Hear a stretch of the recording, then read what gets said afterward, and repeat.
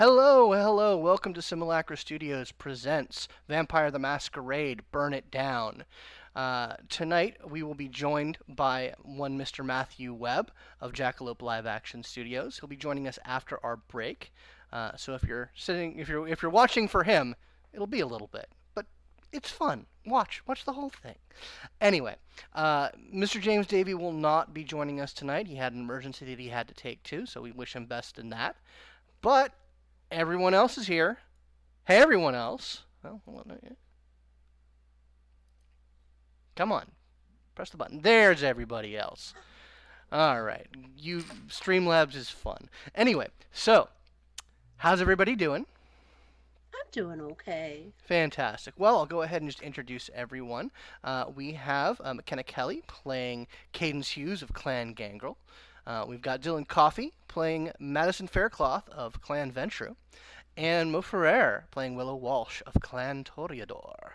Howdy. So fancy. All right, so we're going to pick up a couple of nights, just 2 nights, Okay. after our most recent adventure. I'd like everyone to go ahead and give me a rouse check. Okay, I'm still at 2. Okay. Cadence is hungry to the surprise of absolutely no one. Oh, no. I will also go up to 2. Okay.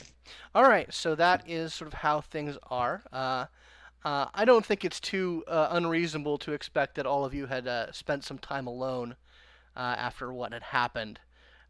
So I would say that you guys spent a night attending to your own needs. Probably if you're getting hungry, Cadence, probably a feeding would be in order if that's something you want to try and accomplish. Most definitely. So go ahead and give me a Dex Stealth, and then a Dex Brawl roll, just to get that out of the way, just to see if something interesting happens. Of course. Ooh. Dex Stealth is a 4. Oh, yeah, well, you definitely sneak up on someone. Damn. All right. Dex Brawl. Dex Brawl is a less impressive, just a 1.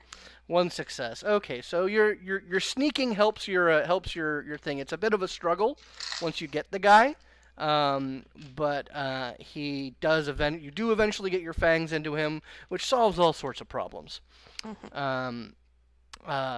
Was your hunger? Did your hunger do anything interesting on those rolls? No, I think she's just gonna bring it back down to 1. Yeah, so that's good. Does anyone else like to feed during your night off? I don't want to feed now, but I do want to declare that I am still texting gas station boy when I do want to. Absolutely. He's been texting you up. He's been texting you back fairly recently. You've got him on a nice slow line. You think you can reel that in pretty much any time you want. Like I'm sending pictures of Instagram girls that are all cropped up instead of myself. Okay. Okay, but like he knows what you look like, so that's yeah, but it's like nicer legs. Okay. Like, hey, these girls have like legs that aren't fucked up. Let's do it. Oh boy. Oh Willow, you're such a train wreck. I love it. You came up on our recent podcasting recording, so if you listen to tomorrow's episode, just letting you know. Anyway, so I guess meeting up at the Haven. Alex lets you guys know that he actually has some business that he needs to take care of in Buckhead for a couple of nights. He's got some things to do with the owner of the asylum that require his attention, some favors owed that he needs to make good on. So that'll be what he's occupied with. But yeah, so you guys meet up at your haven. It's fairly early in the evening, and we open on that scene. So what are you guys doing in the Haven? Since you guys like live there, so I'm having to come in. She's probably browsing sports data on like if there's a computer in the Haven, she's looking at the stats for all the different teams, and she's so mad. She's so disappointed. She's so disappointed at how the season's going. One note that I will make: you guys do know that later in the evening, you do have a meeting with Nicky C. He's going to be coming to your haven to continue the discussions and negotiations regarding your plan to sort of expand and consolidate. So that will be happening. Well, it'll be happening, roughly whenever 8:30 comes around. So after our break. All right. So I guess when I come in, are you guys in the living room when I come in? Or Yep. the reception room? Mm-hmm. I immediately come in and I say, before saying hi to anyone else, I say, Madison, do you want to Yes. get in my car and go for a ride? Sure. What? Am I not allowed? This is A date. Fine. okay. Fine.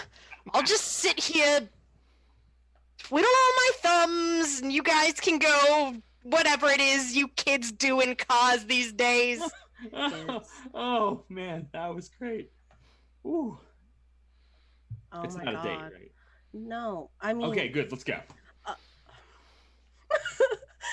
I just sort of like turn around very starkly and march out to my car. Cadence, if I'm not back in 15 minutes, call the president. Okay. They head out. Cadence, you are left to your own devices. I wish I kept more up on sports so I could I'm actually checking. spontaneously generate sports-related content. But I don't think know. the Red Sox have been doing mediocre, according to my father, which is okay. not good enough. Oh no, that's just a fucking tragedy. Yeah. Yeah, it is. Actually, you start getting a couple of texts from your brother. And he has that sort of frantic edge to him that he gets when you think it might be about thermos time. And he's not talking about that directly. He's actually he's not doing anything obtuse or obvious, but he's getting in that maybe vampires are why the season's going so bad mode that he gets into. Okay.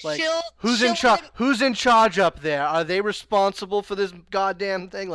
It's a thing. Okay, she'll let him know that she'll be by the next evening, and they can hash things out, as it were. He's all like, if there's anything you can do, I know you're a badass. I'm accenting him through the text, but we gotta get this locked on lock. We gotta get this the Sox need us. Yes, they do, and the Red Sox are a metaphor for blood. Mm-hmm. Anyway, why do you think they're red? That's right. So. Willow and Madison. Willow, I suppose you lead him out to your car. Yeah.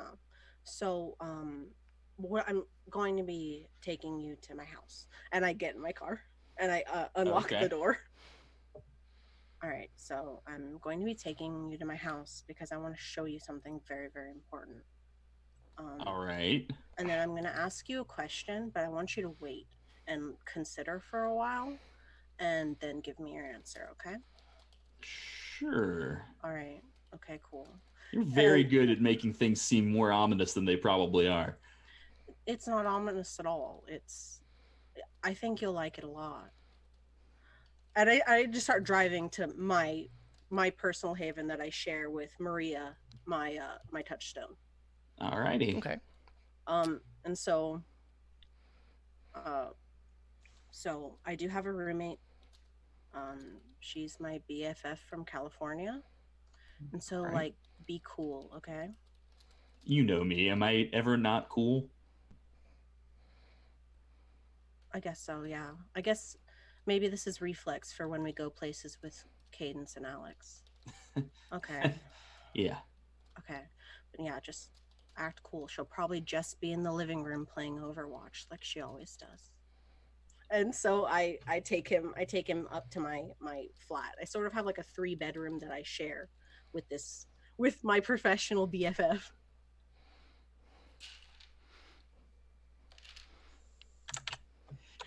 Willow lives such an interesting life. Yeah, she really does. Okay, so I sort of take you in, and once again, I turn around and I stop you before, like how I did before I took you into the car. Also, the room is a little bit of a mess, Okay. and just I cleaned it up a lot. So also be cool about that, and don't tell anybody, okay? Sure. Okay. And I let him into my house. Okay. I let him into my haven. Oh boy, that's This is very personal. You should be very honored. I'm letting you into the secret place I sleep because I refuse to sleep near you guys. Your secret hideout. No. so. Yeah. What does it look like?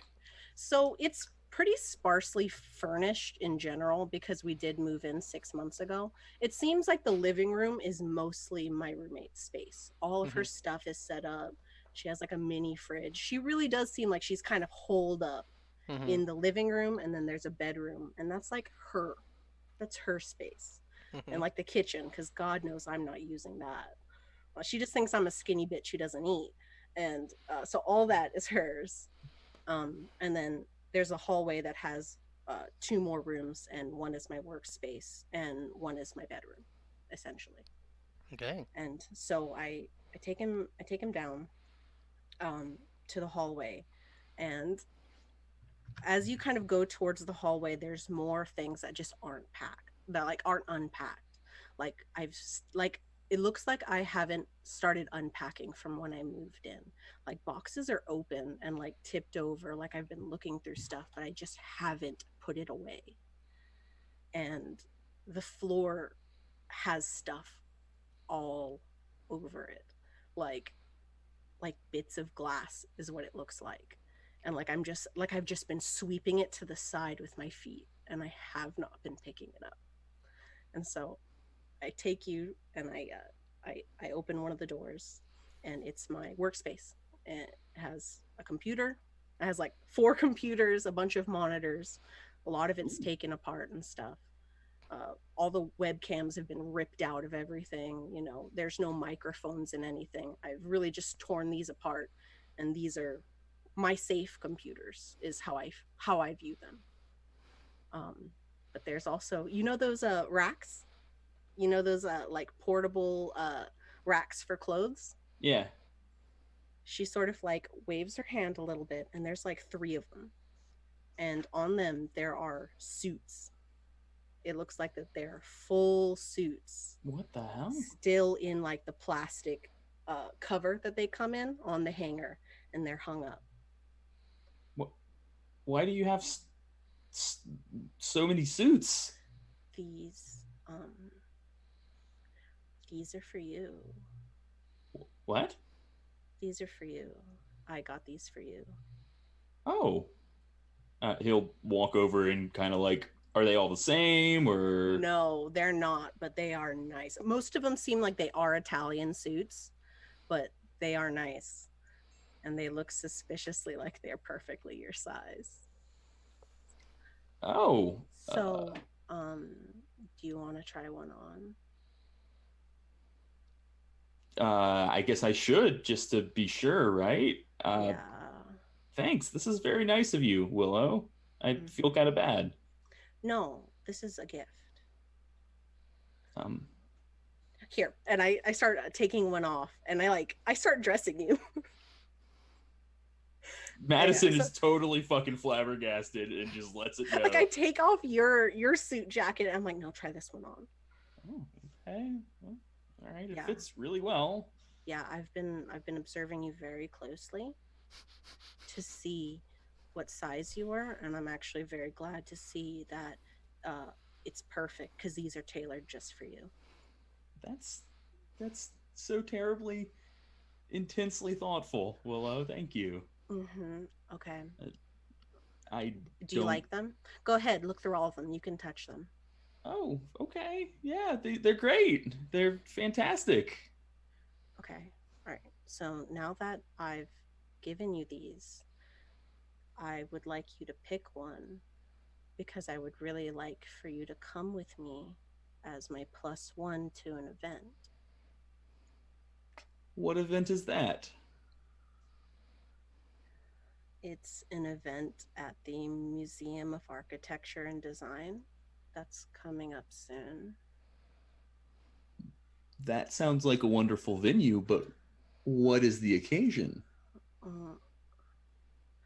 I was invited by the Toreador Primogen, Mm. and they asked you by name, which is weird. And That's extremely weird. I wanted to know maybe why they would ask you by name. That's a really good question. Oh, I don't think it's that far away, considering the things we all heard. What? The other night. Right. Just so you know, that event is taking place on June the 21st, and it is. Let me do some calendar math. It is currently June the 14th. You think it's related to that? Because that's not a new rumor. When I came over here, I did hear rumors about everyone. That one missed my ears. Well, it's mostly bandied about by the Camarilla. Not really a thing that Anarchs have reason to believe. Why? Why what? Why that rumor in particular? Because it's their fault. That rumor is fallout from something much worse than a rumor that was done to a lot of Ventrue that I was very close to. Is this a Chicago exclusive thing? It happened in Chicago, but it's not exclusive, I guess. I will go over it all with everyone. I know everybody really wants to know what's going on with that, but... Oh yeah, very. It's kind of been keeping me up in the day.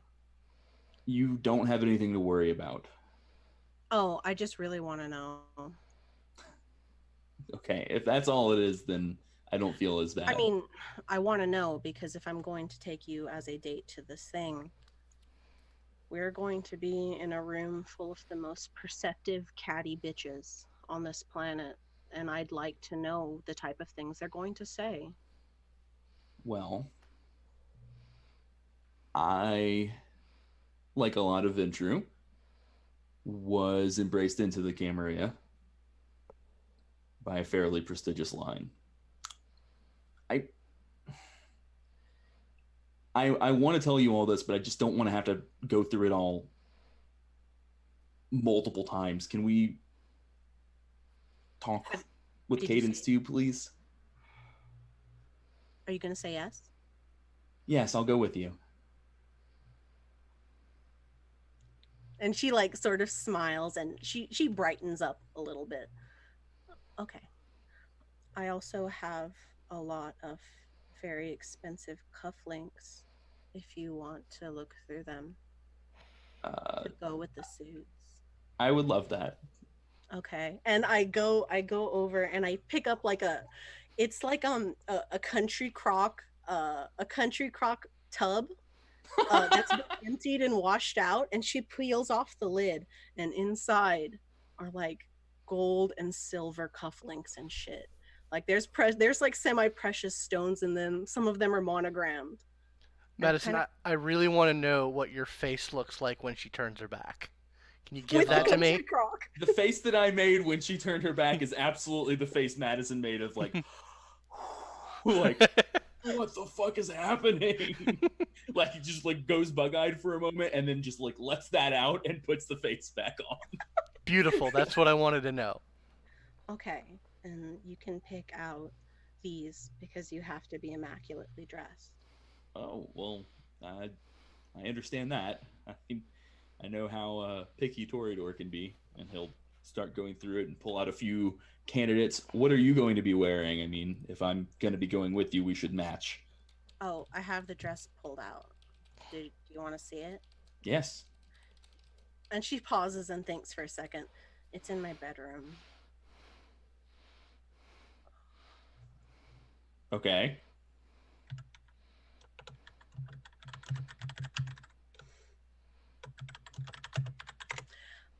It's in my bedroom.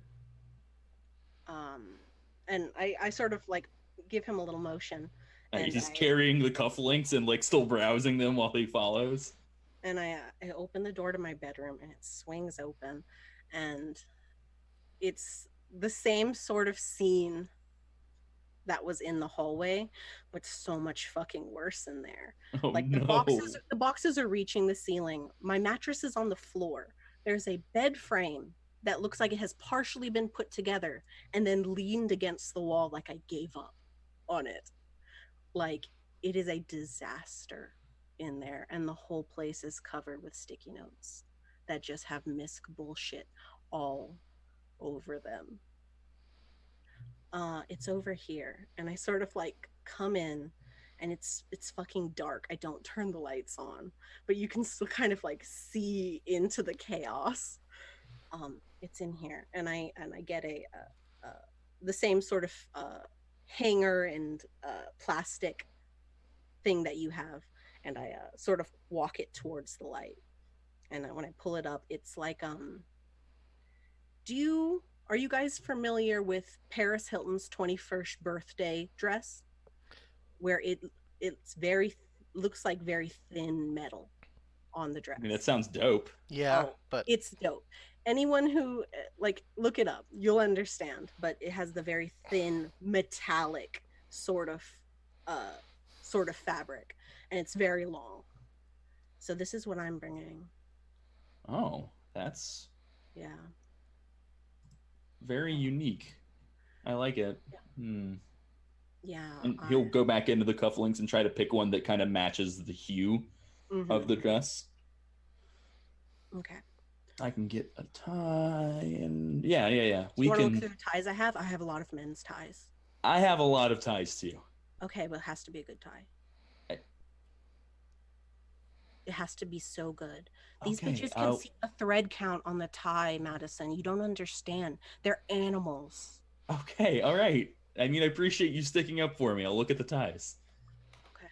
And then I also don't take this the wrong way. This is completely from kindness. Would you like me to hire a cleaner or a bed builder? I sort of like take a glance over at the half-built bed frame. I just got distracted and overwhelmed. You have a very productive workspace, so that makes sense. Yeah. I operate in spurts of motivation. Mm-hmm. Sometimes they last a long time and sometimes they don't. I mean, I don't want anyone to see this. This is humiliating. She says as she looks down, like there's glass probably embedded in our shoes from the amount of glass that's on the floor. We can talk about it more when there's not a etiquette to the death party that we need to prepare for. So yeah, I guess so. You're not gonna. I remember when I told you not to tell anyone. This is what I was talking. Yeah, I'm not gonna tell anybody. Okay. Why would I tell anybody? Why would I do that? Gossip. And so I get another big box, and it's filled with fucking silk ties. She has a lot of men's clothes. Oh, good. I'm sorry. He'll spend some time picking out one that will. So his strategy is probably just to wear like a white undershirt and then use the tie and the cufflinks to match the dress to go with the black suit. That seems to be his approach. Okay. I don't have a lot of men's shoes. I left all those in California. It's cool. I can get shoes. I'll make sure they're very nice shoes. Okay. All right. That makes me feel better. Do you want help taking all of these out to the car? No, it should be fine. Okay. I'll help you anyway. And she goes and starts to gather up there's like 7 of the Italian suits, and she just starts putting some Here over are the her spares. Listen. Okay, Well, we can go back now. Now that you've said yes. Yeah, no, sure, I'll do it. I mean, if they ask for me by name, I really want to know why that is. Yeah, so. me too. I'm fucking dying. And- Oh. I should also probably mention that Victoria Ash is going to be there. Oh! Okay. That is interesting. So your shoes are going to have to be Victoria Ash level nice. Okay, I understand everything that just happened on a much higher level now. All right. But if I'm with you. Yeah. Hopefully she won't fucking talk to us though. Yeah, we're probably below her notice, hopefully. Yeah, hopefully we are just right under her radar and she won't even fucking look at us. I hope. Yeah, the fact that I'm lining up a guest star to play her is probably that's how that's gonna go. Yeah. Anyway, so you guys head back to the Haven. Yes. So Cadence, is there anything specific other than sports times that you were getting up to while by your lonesome? Probably not.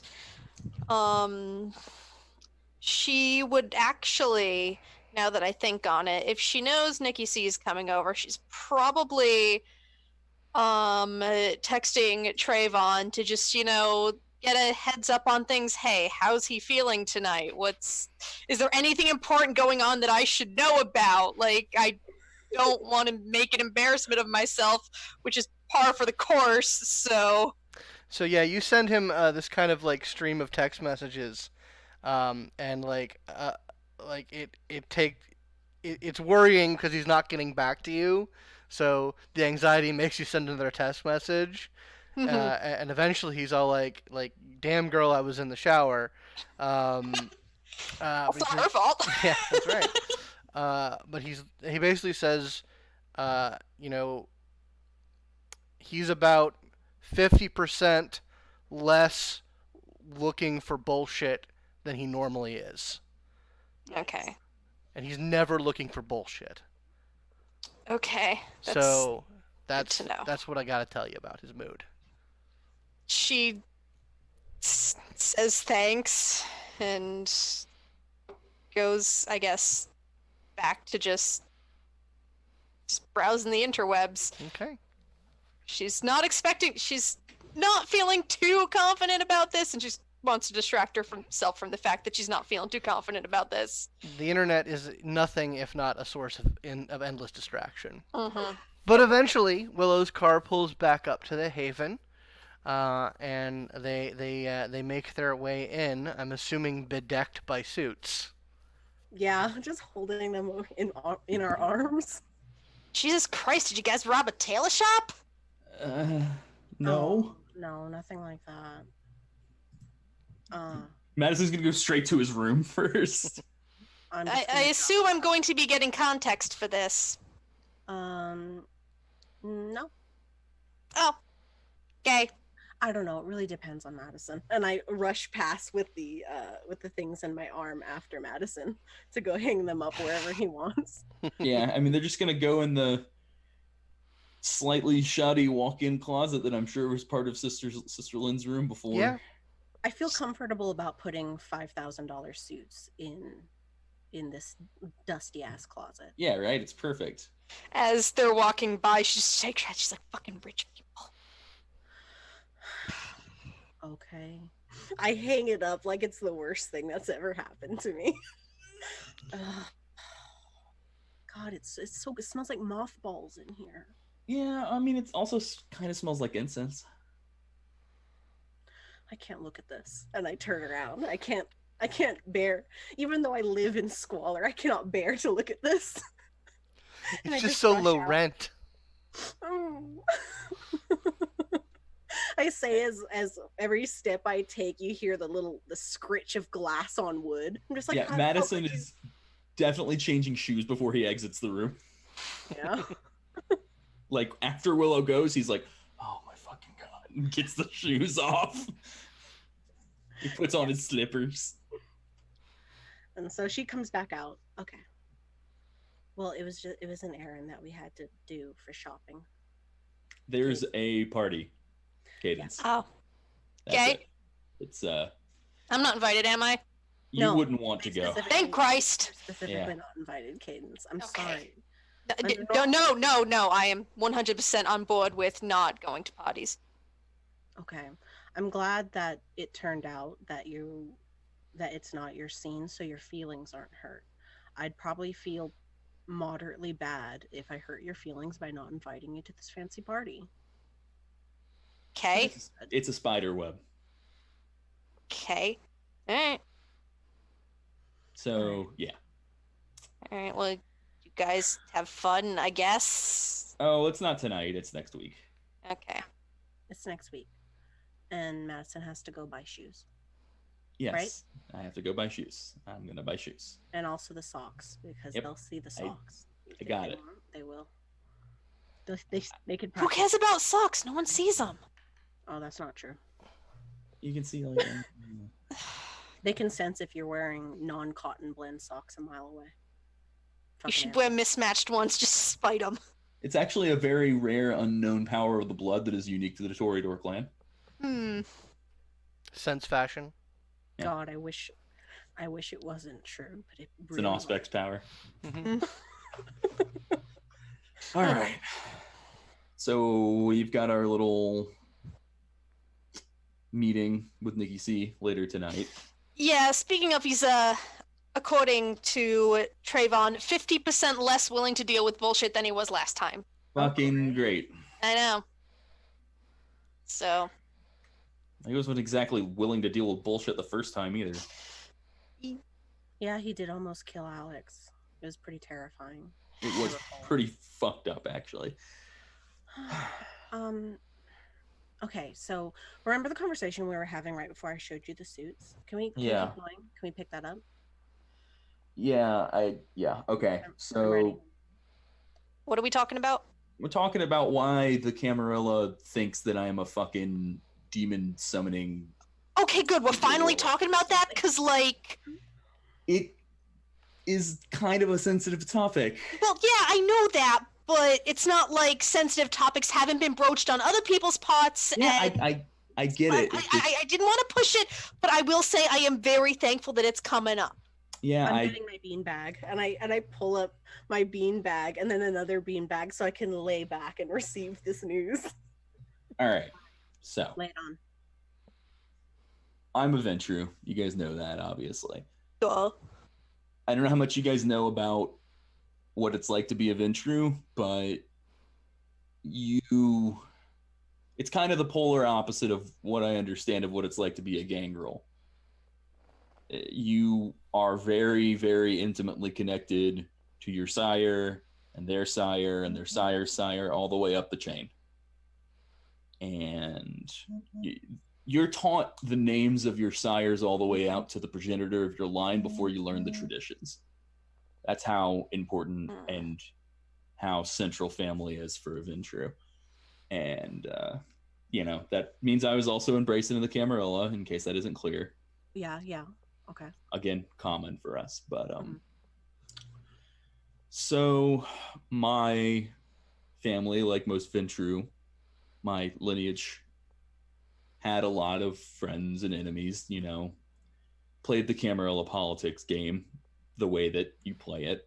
And, well, the thing about the Camarilla is that someone has to lose in all those schemes.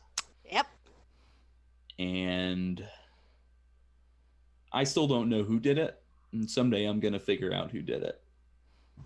But there was a lot of evidence uncovered all at once that some of the elders of my line were engaged in some less than savory activities, in heresy, in infernalism, and all sorts of, just whatever you can think of. It just suddenly came out that all of these well-respected Ventrue were scum of the lowest possible stripe right when it was convenient, and they were taken out from the top to the bottom. And I knew about this, obviously, because, Camarilla has a habit of making sure that there are connections of blood between the young and the old, especially the Ventrue, especially my family, who were very old-fashioned in that sense. And I felt those connections kind of snap. And I knew they were coming for me next. So I ran the fuck away. When was this? And I'm the only one left, as far as I know, from my line. Which is a line that, you know, whether they believe it or not, as in the open of the Camarilla, is a line of infernalists and heretics. And yeah, so that's why. That's what's up. Which was kind of about what I expected. Not the whole entire line being gone thing, but the Camarilla spread in untrue bullshit and fabricating ways to back it up. Yeah. I'm a little unsure how you made it out of Chicago at all. I'm very good at what I do, and to be completely fucking honest, I was very lucky. Extraordinarily lucky. Mm-hmm. So just and if you want me to just shut up and drop the matter, please let me know. But in case it comes up, what sort of evidence are we talking here? Because, like, if someone throws something in my face or your face or her face, we should at least be prepared to say, no, that's bullshit, and I know why. Texts, accoutrement, victims, eyewitness accounts. I mean, they had it all. You don't convince the Justicariat to come down like a hammer without some pretty convincing evidence.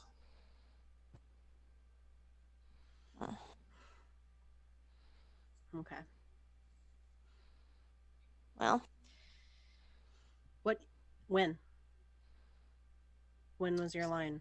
Scott, how long ago was it? I actually forgot the exact number. In my backstory, right? I believe it is in your backstory. I mean, it would was it like in the 90s, 80s? Yeah, probably in the mid 90s.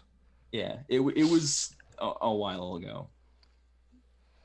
Long enough ago that it's not really on most people's minds anymore. I think that's why the Primogen or the Toreador are the ones who know about it, and some of the others don't.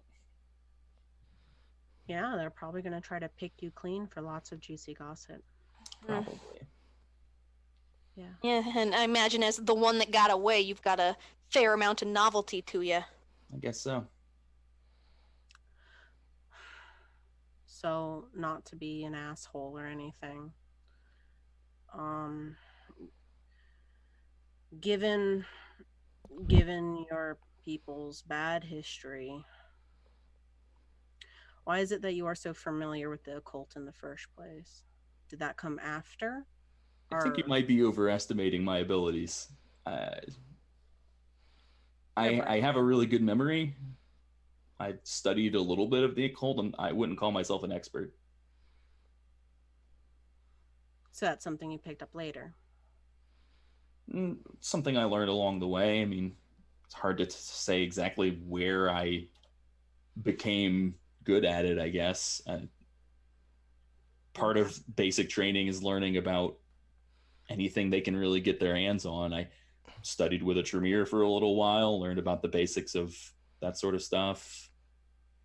Oh, shit. Not their magic, but about the world, about being a kindred, about this whole situation of shit existing. Okay. All right. Well, I just felt like it was important to bring it out because it's suspicious as fuck, and I know someone's gonna ask. If I noticed it, I'm a fucking dumbass. If I noticed it, shit. They'll find a reason to think anything is suspicious. I'm a Ventrue refugee from the Camarilla, from a lineage of heretical demon people. They'll find a way to believe it, no matter what I do. No, I get you. I get you.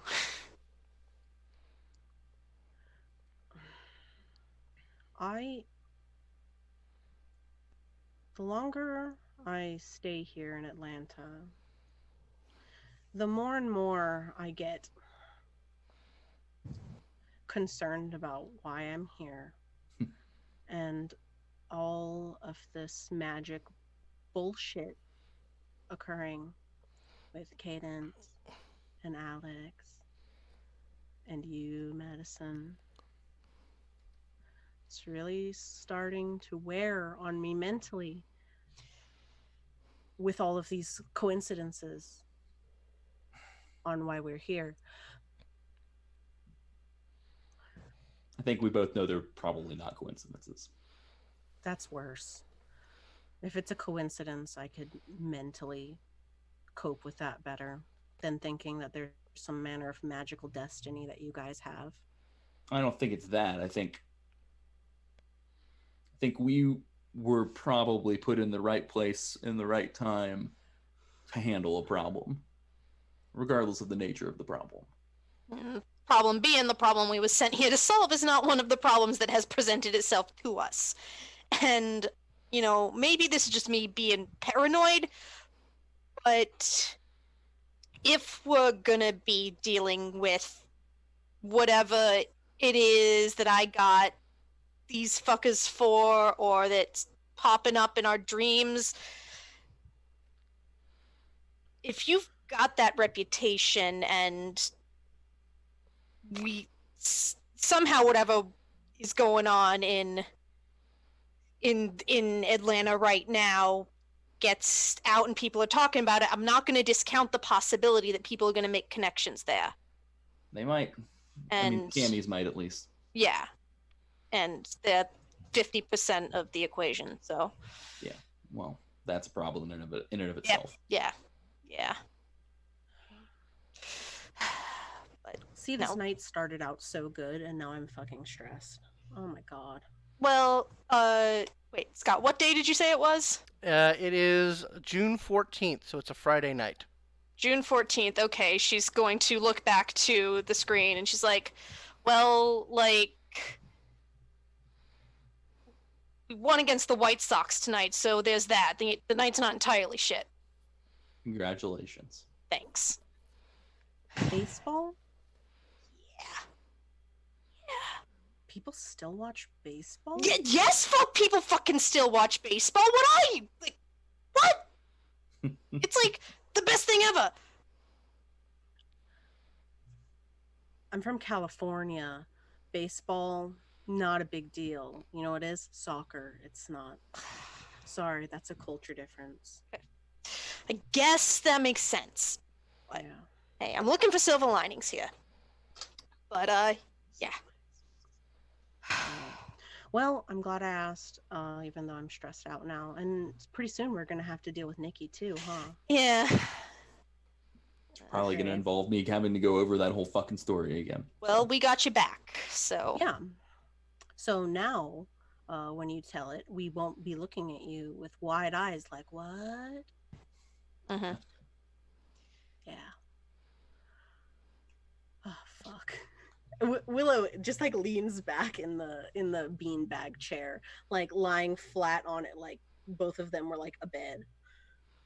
So here's a thing I gotta ask. So you guys talked to him before and I wasn't there. What are the chances that me just existing are gonna like fuck things up? What do you mean? Fine. Oh, yeah, like what? I'm not good at first impressions. Oh, he's not either. Yeah. Okay. This guy comes off like a self-righteous asshole for moment -1. Okay. That's all Brujah. Not to like stereotype or anything, but you're not wrong. Yeah, no, I know. Because like, don't get me wrong. You guys, I like you guys. Clearly I like you guys. I'm still around, but I also like my friends over east, and I would not want to jeopardize that working relationship because I pissed off the big man. If the East Street boys were that soured on our relationship, they would have dragged me out of my bed and beat me fucking bloody already. That's true. I mean, no, they wouldn't because I would have stopped them, but I take your point. You know what I mean. Mm-hmm. And also, Cadence, while I have a lot of confidence in your ability, I'm not sure you could take on the whole gang by yourself. Nope. If I got him into an alley and took him one-on-one, maybe.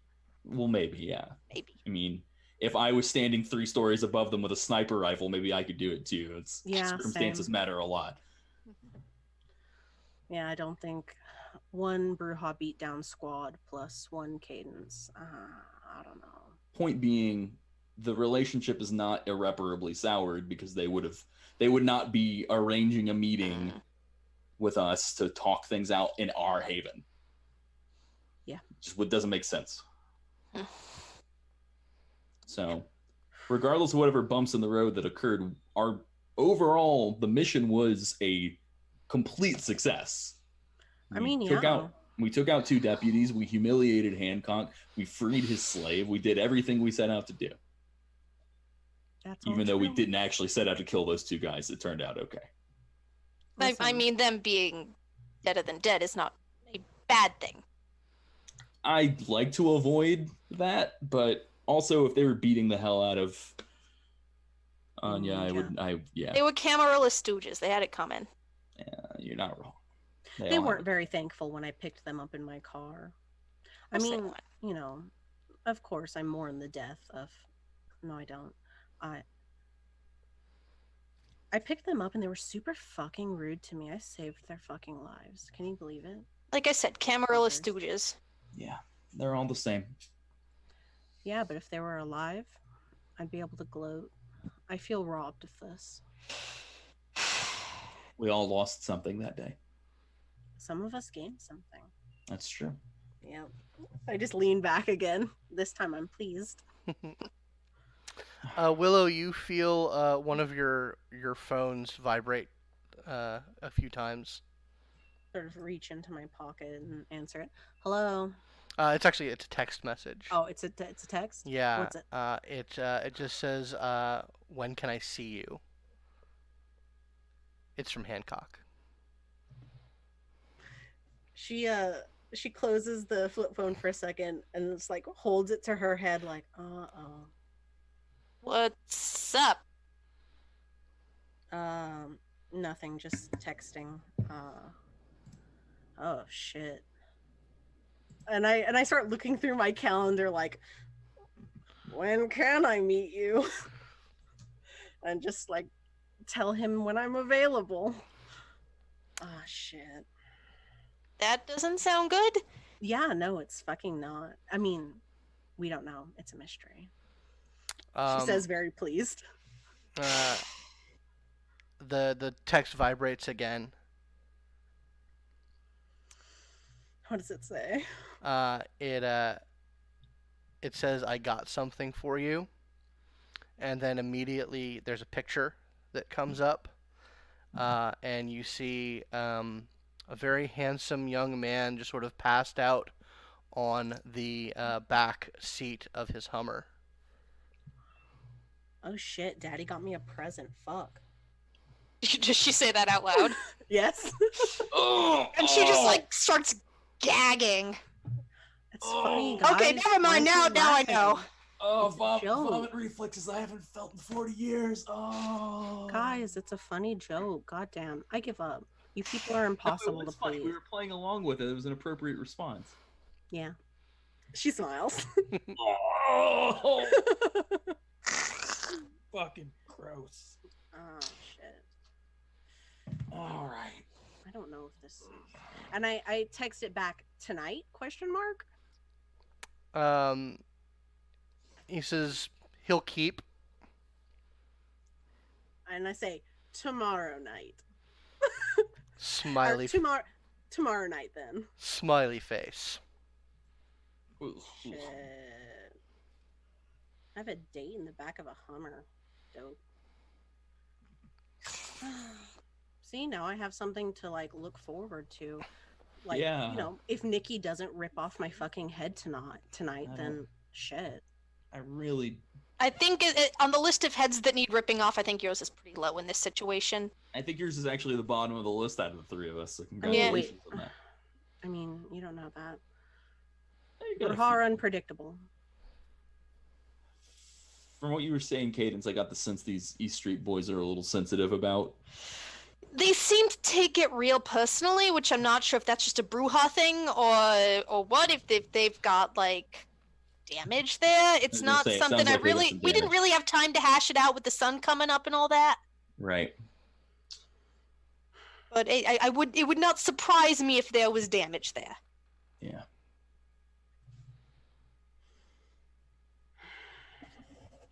Okay, so I'm gonna have a date tomorrow night, and I'm gonna need one of you guys to make sure he doesn't kill me.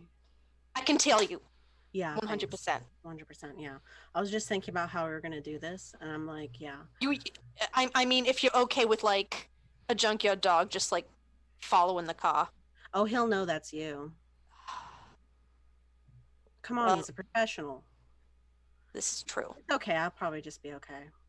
No, my gut's telling me no. Mm-mm. Yeah, no, I will keep a reasonable distance, and I will make sure not to look like me. Oh, that's not gonna fool him. I'm trying here, Willow. I'm really trying.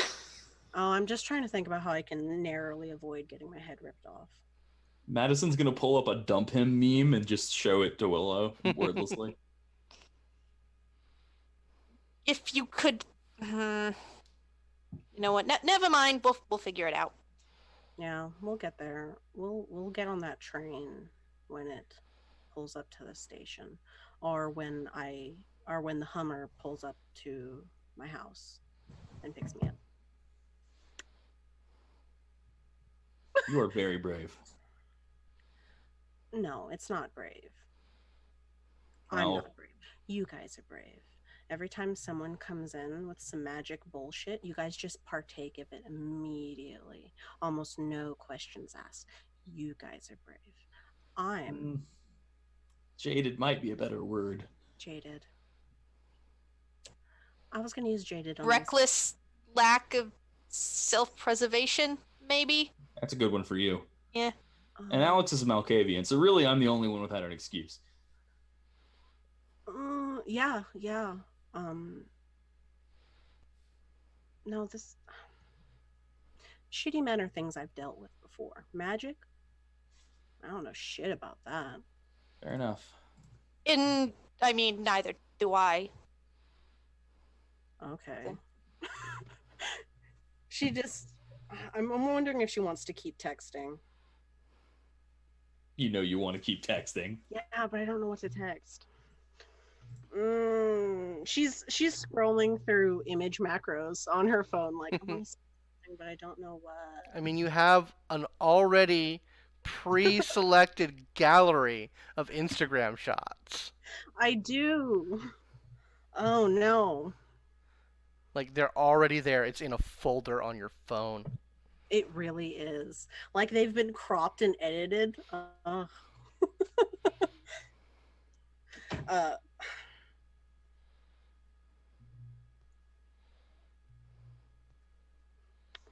You guys talk about something. I'm brainstorming. Give me one moment. Okay. Caden's just gonna stare at her like she doesn't understand what the big deal is, and she's gonna shrug and turn to Madison. Is there like anything else we need to do to, like, I don't know, do we need to make this place look nice, or... Nicky doesn't strike me as that sort. I mean, maybe have some decent music in the background. He let on a little bit about his taste, so we can at least imply that we give a shit about his opinions by playing some music he would like. Such as? I feel like he was a old school punk guy, like old school rock, stuff like that. Nice. Okay, because, like, I like Alex's shit, don't get me wrong, but... It's a little airy to me, honestly. I got this. She Okay. goes in to find her Walkman, because of course it's a Walkman. Oh, no. Oh, times have changed. You could move on. She could. She doesn't. You could get a Zune.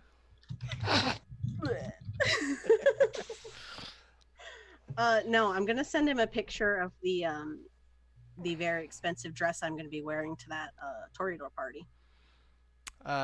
Do you tell him that that's where you're gonna wear it? Nope. Okay. He can figure that shit out on his Sure he can. I mean, who knows? He might not even know about that party. Um, he it takes him a little bit to respond to that one, but he basically says, "I can't wait to see it." Yes. And he says, "On or off." Oh my god, guys, you're not gonna believe what the fucking sheriff just texted me. Oh my god, is it gonna She make says me She gag? says just like that. Ugh, I still do not understand why you are doing this. It's fucking thrilling. Ugh. Oh, come on, Cadence. How old were you when you died? 18? Oh, you were a baby. Yeah, don't fucking remind me. All right, well, maybe this one flies over your head just a little bit. This is maybe like a more mature sort of thing. You were just a kid. Like, it's... like, it just wakes you up. Like, when you're asleep all the fucking time. Which is just how I operate through life. But this shit, please, makes me feel alive again. Alright. He says he wants to take the dress off of me. She says just like that again. while still laying horizontal on the beanbag chairs. I can only imagine that it was the most charming banter. Oh no, not at all. I thought he'd be more of a southern gentleman. He is a little bit, but not as much as I'd like. I wish he'd play it up. All right. Well, this kid over here clearly is too young for these explicit talks. So I'm gonna go like chill somewhere else for a bit. Yeah, think about your life before Nicky comes in and tears us all a new asshole, and you have to suppress frenzy. You'll understand when you're older, Cadence. Don't worry. Yeah. You know what? Fuck both of you. It might be. You can't even drink. Oh, it's okay. You got to die much younger, and probably like way perkier. I was like 28. I wish I had died at 18. Shit.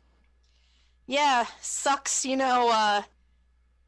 biting it before you smoked your first cigarette, had your first drink, had your first apartment. Yeah.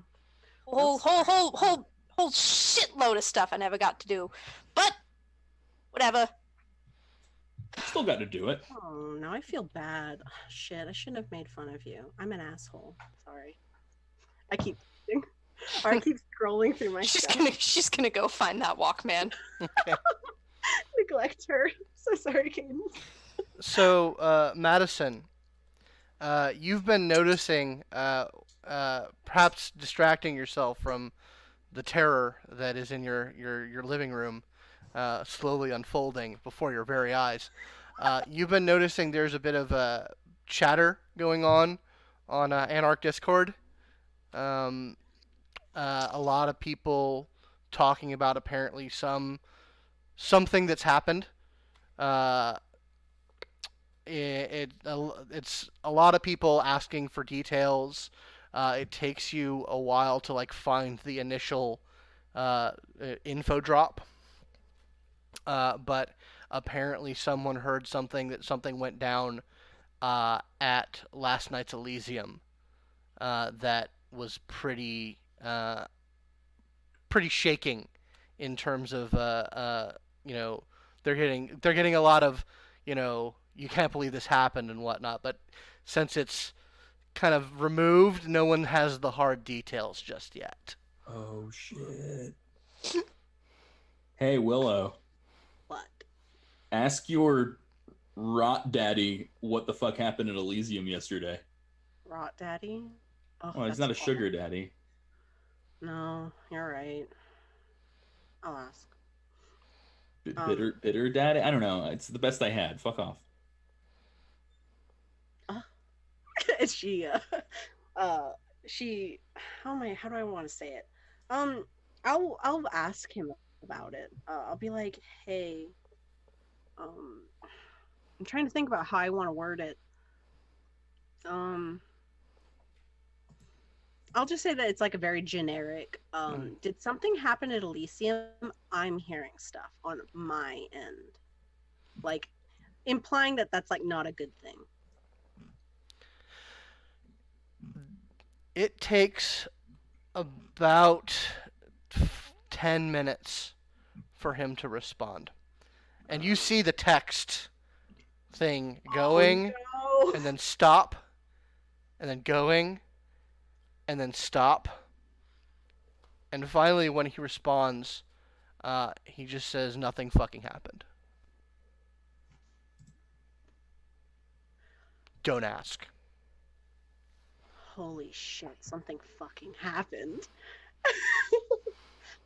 Oh my god! He was like, don't ask about it. Ooh, I mean, he Oh. got his ass kicked. Do you think he got in trouble?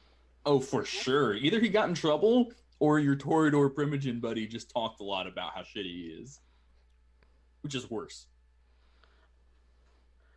Ooh, uh-oh. Actually, you know what? I this bet date now seems more Dr. dangerous. Netchurch fucking chewed him out. I bet that's what happened. Shit, I shouldn't have said yes to the date. Fuck. You'll be alright. Hancock responds, and he says, I'm gonna need you to get you a new toy. Do you have any preferences? Oh my god, he just killed a man in the back of his Hummer. Oh no.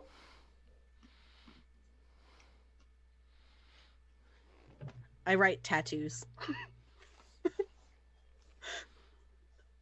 Um, Oh my god. Holy shit. Yeah, it turns out he's an inhuman fucking monster. Oh yeah, no, most definitely. Oh my god. Oh, he's gonna kill me. He's not gonna kill you. Yeah. She's excited. She's just on the beanbag, just like excited. I'm so sorry you guys have to deal with Willow. I'm so sorry. Mo apologizes. No, it's Mwah. fucking amazing. It's Mwah. fine. We love her. Oh my god. Oh, he's gonna have to get the back of his Hummer detailed. Oh no. And she's just sort of like, after she sends the I prefer people with tattoos sort of thing. She just leaves it at that and is like, oh my god. So you think at Elysium he got in trouble? I hope he did. Probably for Inya. Can't you imagine why else you'd be that mad about it? Yeah, Mm-hmm. that's the only thing. I wonder if Inya's gonna be okay. Hope so. I don't think so. You get a Well, I mean, response. he's staying with the cam, so no. Willow, you get a response. It It says, buzzes and I'm like, oh no. it says, like Alex. Like that fucking freak. She ponders that one for a minute. She's like,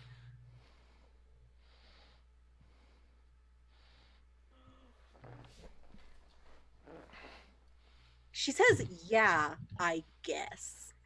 Like something that, oh, yeah. She says, yeah, I guess. Oh, Okay. You're not gonna get another response from him. Oh no. oh, god damn it. Just letting you know right now. Oh no. Yikes. Oh god, I think he's mad. Whatever, it's okay. And she's just pleased. Sorry guys. Don't be sorry, it's amazing. I'm so sorry you guys have to deal with this monster.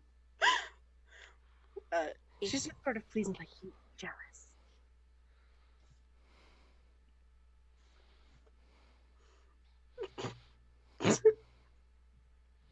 He's jealous of Alex.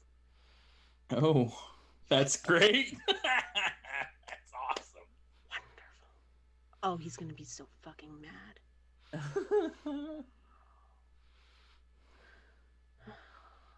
I really hope he doesn't kill you. Me too. I mean, if I was gonna go, I mean, what a way to go. I'd rather not. That ranks pretty low in my ways to go list. I mean, it'd be so fucking devastating. I mean, I'd be really sad. And if it got back to Salvador how I died, he'd be devastated. That's true. Cadence is probably gonna walk back into the room with a beat like the dirtiest looking beatbox. Cool. Yeah, Okay, you got your tape collection. Like, it's, good stuff. That's legit. Yeah. This is like the one thing that I've like managed to hold on to since like I was like actually in high school. Well, shit. Does it still work? Yeah. God, I haven't seen one of those in such a fucking long time. Well, electronics they made in the 90s actually fucking continued to work for more than 2 years. I guess. God, play something. I need the distraction. She pops it open and she's gonna pop in the first Ramones album. Classic. Mm-hmm. This is actually good. Good job, Cadence. Thanks. I'm dying.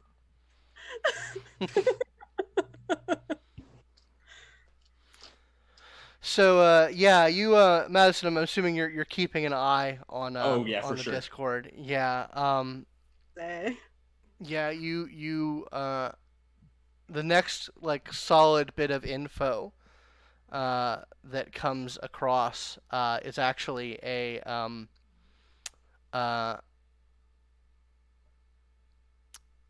it basically says that the sheriff got sanctioned publicly. Yes. It was him. And the details are still sketchy on just how it went down. But somebody says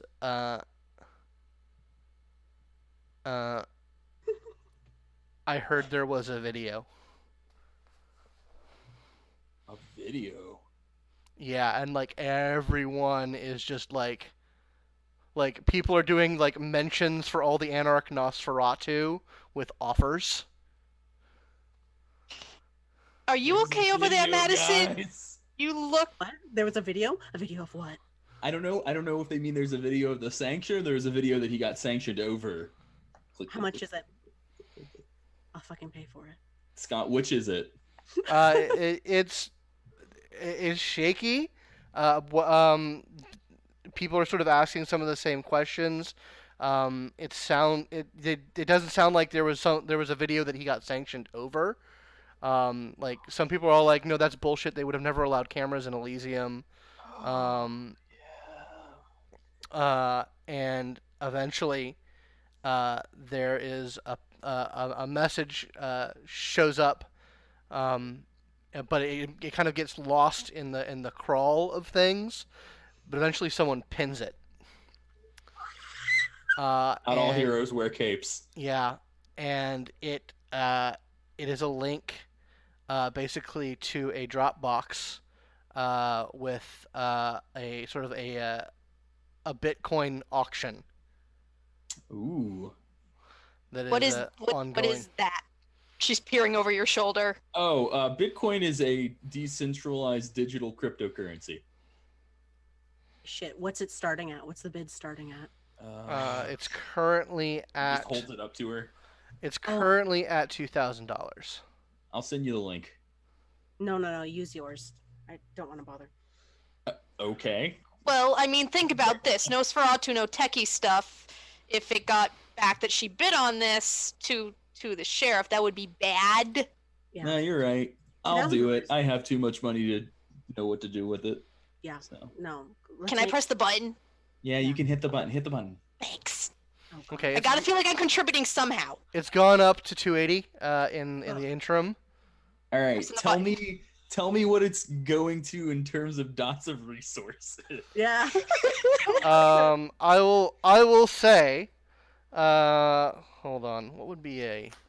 Because I have 4 dots base, so I have a lot of money. You do have a lot of money. Hold on, I need to bring up a character sheet so that I can, cause I wanna introduce some mechanics into this, just for fun.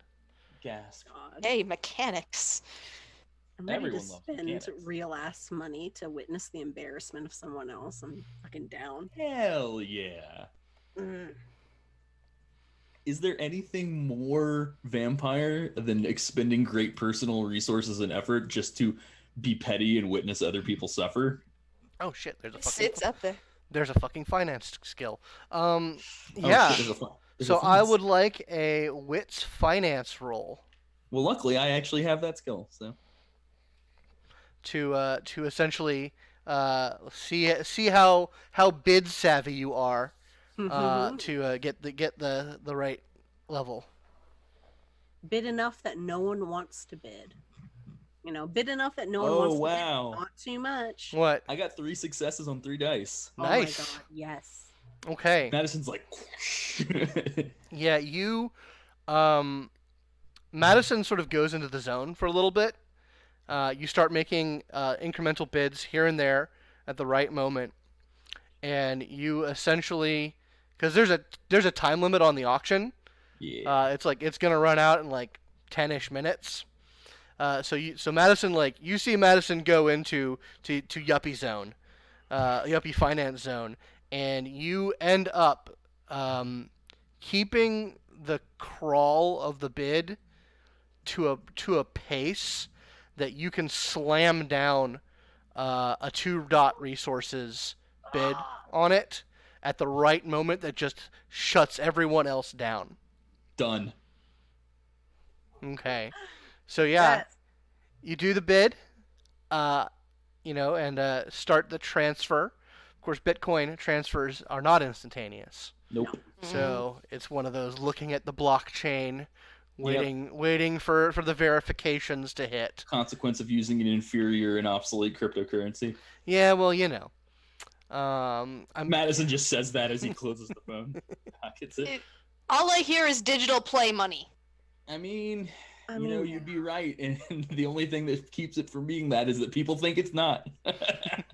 Oh gosh, I'm so fucking ready for this. Well, it's gonna take a little bit, so it'll probably be after Nicky visits, unfortunately.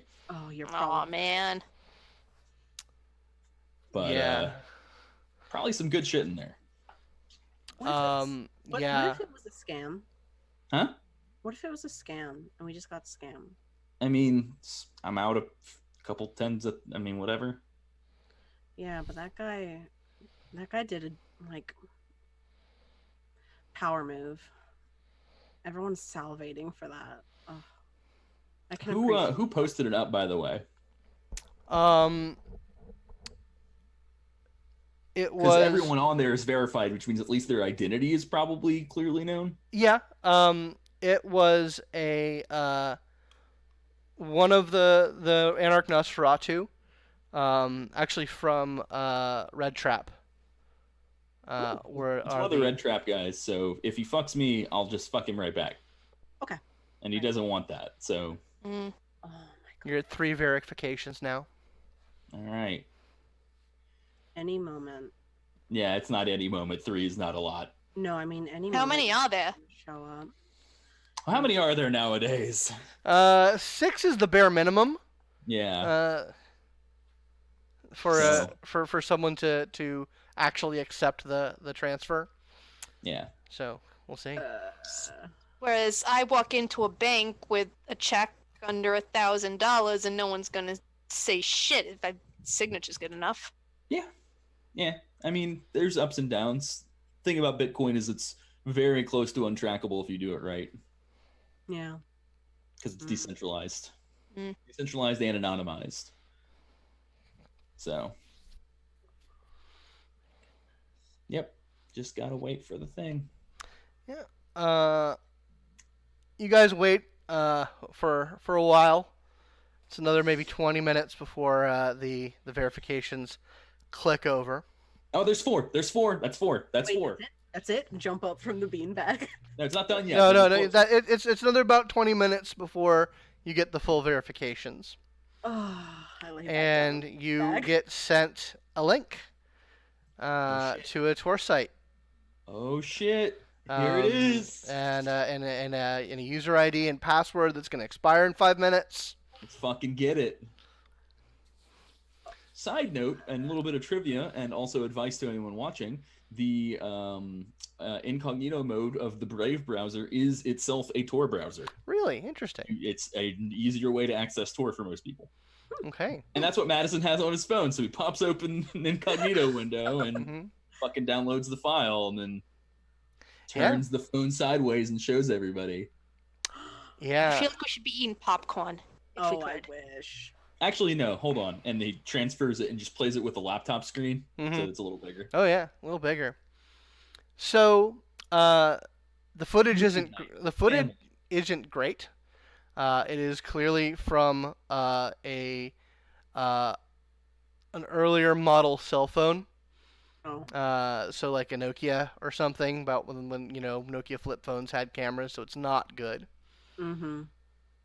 You recognize the sort of the dimly lit environs of the Georgia Aquarium, and the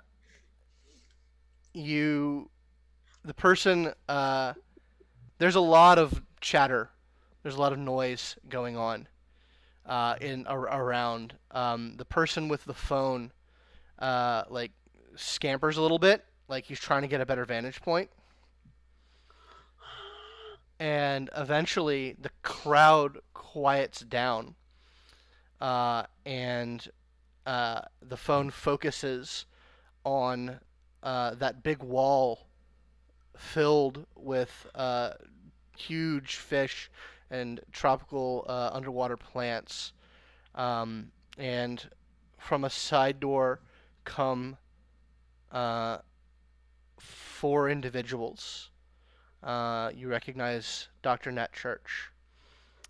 You recognize Cadence. You recognize Evan Rivers, the Brujah Primogen.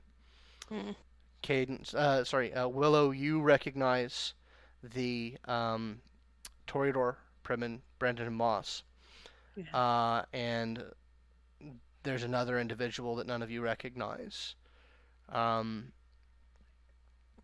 And the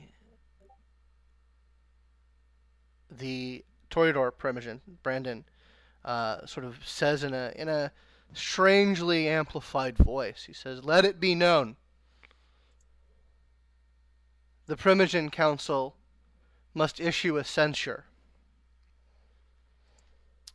And he says, "Let Sheriff Hancock stand forth." Oh, he's so fucked. And sort of from the back of the room, there's clearly a lot of movement. The phone gets down, like in a pocket, for a little bit. And eventually it gets brought back up. It's sort of in mid-sentence. And it says, "For egregious crimes against Camarilla members, for the extra-legal imprisonment of a Camarilla member in good standing, we issue sanction. We deprive you of your status of noble." Oh shit! Oh shit! Nicky's gonna love this. We recommend to Prince Adeline that he be stripped of his position. Recommend.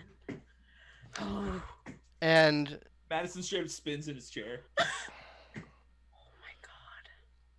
he, the phone kind of gets, the person tries to find another position, and eventually does, and it's pointed at the opposite end of the room.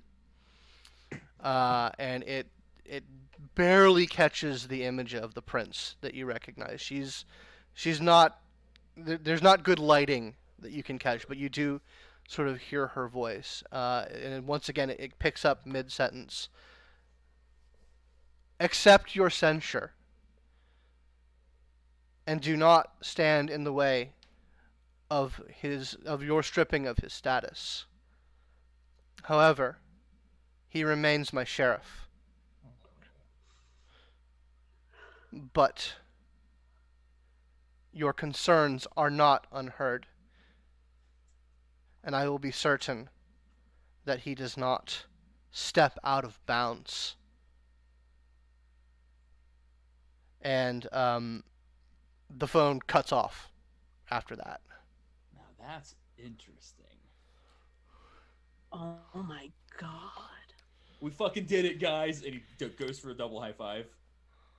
The gravity of that video is actually starting to weigh a little bit heavily on Willow's shoulders as she realizes what she's going to be walking into soon.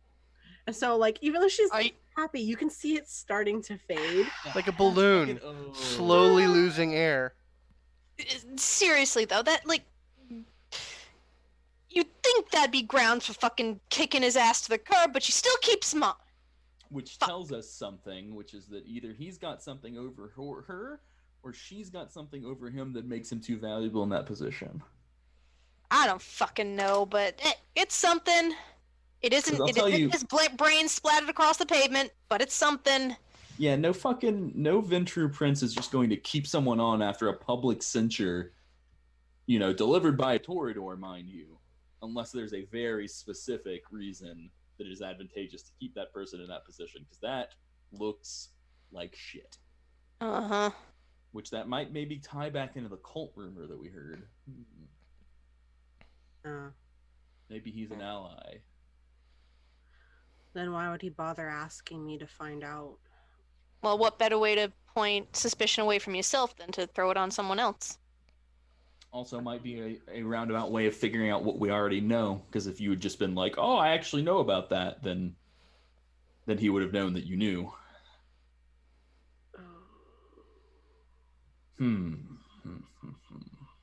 Yikes.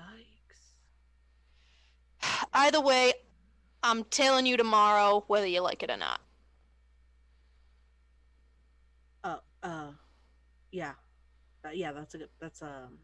But this also, he's in a vulnerable spot. You could probably use that. You seem like the type could.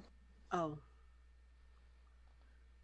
thank you for the vote of confidence. I appreciate that a lot. No problem. Oh my god. So what do we want to do with this video from here? Other than show Nicky when he gets here, because he's gonna fucking love it. Yes. Can I have a copy? I'll put it up on our Google Drive folder that we all have. The thing that, I guess. Sure. I showed you how to use it, Cadence. I don't like. I probably shouldn't. I feel like Google Drive isn't that secure. Maybe you shouldn't use it. Could you put it on one of those little thumb drive things? Yeah, I'll do that. Sure. Thanks. Use an SD card. Don't use Google Drive. Fucking sucks. I'm so fucking haunted right now. Yeah, no, we could charge it the Anox to watch it. Yeah, I was actually kind of thinking about just, maybe being magnanimous about it and let everybody see it. We paid for the rights. It's ours now. We could just release it. Mm-hmm. That would actually get us some street cred with the people we haven't been able to talk to yet. Yep. Especially because word will spread that there, as to how it came about, and that'll make it quite clear what happens to people who fuck with us. Let's wait until after tomorrow to do that. I think that's a fantastic idea, Willow. Okay, I let this wagon get ahead of me, and I'm just trying to. Oh, we won't do anything to endanger you more than is necessary. What the fuck was I thinking? I don't know what the fuck you were thinking. I seem to recall that I suggested this was a bad idea, but I'll give me some time. I'll probably think it's a good idea again soon. Probably. Oh my fucking god. All right. Madison checks his phone. Seems to be about Nicky o'clock, so we should probably get ready. Yeah, it's about that time. He's going to be showing up fairly soon, and that means we're going to go ahead and take our break. dear listeners. We'll be back shortly, and Mr. Matthew Webb will be joining us, so stay tuned.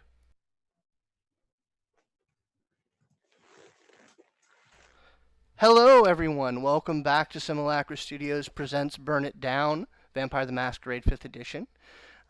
We are joined by Mr. Matthew Webb of Jackalope Live Action Studios, once again reprising his role as Nicky C., Brujah gang leader of the domain to the west, to the east of our Cabbage Town friends. So, as I mentioned, Nicky, you have a meeting set up with these anarchs, with your allies, suspensively. It's a couple of blocks actually away from where you have your main haven, so you can take a pretty circuitous yet short route. The haven itself is a standalone building on one of the main drags in the area, Memorial Drive.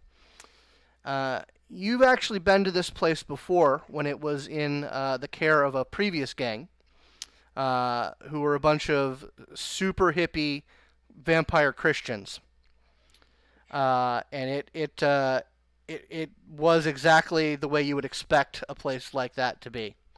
Mm-hmm. Yeah, but they, at least from the external of it, they've renovated it. They've gotten all the crosses removed from the windows. They've done a refresh on the facade of the building, and now it looks like more like a community center, is what it's billing itself as. You approach the door, and as slightly before you get there, you actually get one of your gang members, one of the Nosferatu, Randy. He lets you know that there's a lot of chatter going on in basically Anarch Discord. That apparently something went down at the previous night's Elysium. And the rumor is that Sheriff Hancock, the motherfucker that both you and the Cabbage Town gang have been at odds with, got sanctioned somehow. There's not a lot of details beyond that, but that's what you get right before you leave your door, and puts a little spring in your step. But anyway, you reach the door of the haven. It's open. It's available it's unlocked, so you can simply knock, walk yourself in, and I'll let the players describe what you see when you come in. Yeah, I'll just let myself in. Yeah. I'm probably still laying on those bean bags, just horizontally. Yeah. Yeah, it is something of an open main room with bean bags and couches and other comfortable seating arrangements. Yeah. Madison's sitting in a fairly nice rolly chair at a small, definitely not designed to be a work table, but he's basically just shanghaied it to be a work table instead of a tall coffee table, and has a laptop up that he's clicky-clacking away at. What used to probably be some sort of pulpit, Alex repurposed into kind of a little mixing area. Cadence is over there with a beat-up boombox covered in scratches and mud, flipping a tape over and putting it back in, and presses play, and it sounds crackly, but it is most definitely the Ramones, which she is putting on for people's enjoyment. Oh my god, it's Nicky. Welcome. Right on time. Hi, Willow. Hey. How's it going? Okay. What are you talking about, Willow? It's going great. Fuck you. First of all, vinyl or nothing. Seriously, it's the Ramones, not the Bee Gees. What are we doing here? What we're doing here is what I just happen to have available, okay? She's very defensive. She loves it a lot. Go to Wally World, get a boombox. Believe me, it'll help you out. Get a CD. It's great. They've had it for 20 years. I think they worked out the kinks. It'll change your life. Yeah, no. So Madison's just gonna slowly turn the laptop around, and there is a VLC media player window open with it paused on the first frame of a very blurry looking video. You're gonna Have want to see this. a gift for you. I heard that you guys managed to actually do something, which is, always news when an Anarch actually manages to do something rather than talk a lot. Would you like to bask in the glorious Schadenfreude of watching the consequences? Am I going to watch Fuckface get fucked? He just reaches over and hits the spacebar and plays the video. So what plays when he presses play is a sort of darkened interior of the Georgia Aquarium, which is apparently where they hold their Elysiums. And a few members of the Primogen Council come out in front of this giant wall of glassed-in water. They call out the sheriff for crimes against decency, the imprisonment, the unlawful imprisonment of a kindred, and they censure him, strip him of one of his statuses, and recommend to the prince that he be removed from his office. The camera shifts to position to where the prince. They don't really capture the image of the prince very well. She's in a sort of darkened area of the room, and you sort of hear her say that she accepts their censure. She will not stand in the way of the stripping of status, but that she will not remove him as sheriff. Ooh, stand by her man, did she? Mm-hmm. He must have some sort of suction. I just said that to Willow before you got here. Like word for word. He knows where some sort of body is buried. Yeah. Yeah. So, congratulations, Team Cabbagetown and Easttown boys. East We Street did boys, it. but yeah. Well, I mean, you fulfilled your part of the bargain to an extent. So, I'm happy. You're not just a bunch of random jerks camping some old territory again. So, We're cool. I think I'm impressed. Oh, that might be overstating it. I'm satisfied. I'm satisfied. Well, both halves of the equation played their parts admirably, and we were successful. That's what's important. Yeah. I see. Well, no, I mean, I'm impressed or satisfied. I would be better if he was no longer sheriff, so we could whack him. Yeah. Well, I mean, we could still whack him, but also, good, but there would be consequences. Yeah. it's much dicier. Maybe It's one step along the road. I don't think I don't think Angelina Jolie circa 1995 Hackers is gonna be able to whack him, and I don't think Madison over here. he's more of a lover, not a fighter, from what I gather. You and me could probably whack him, but then there would be like call for war, and we're under assault, and all this stuff, and we'd be unifying people that I really don't want to unify. I just want to see a jerk get smeared. mm, Well, just Also- give us some more time. We're working on it. yeah. Also, sorry I missed you last time. Nice to meet you finally. Oh, yeah, Trayvon says hi, by the way. Mm. You've made an impression, that's for sure. Oh, Speaking of, no, go ahead. I was just gonna say, was it a good one or a bad one? Good one in a bad sort of way. Oh, I'm good don't at think- those. So I gather. You're not. I don't think that you're the pinkies up sort. Not that I have much use for those. I mean, no offense. To my Toreador blue-blooded brethren. But it takes all kinds, right? yeah, no, I think that you've certainly proved it takes all kinds. Some kinds more than others. I mean, speaking of all kinds, So, Cadence, when you are dealing with rivers, Yeah. that sell out piece of garbage. Mm-hmm. Do you like that? Hell no. You didn't like taking out the garbage on that guy? Oh, well, I mean that, but I would never willingly go over anywhere within 10 feet of his face again. Even to punch it? There's some people where, yes, it is super cathartic to go to town, but then there are others where it's just too sad. Oh, he'd talk to you the whole time while you were punching him. Oh God. Like,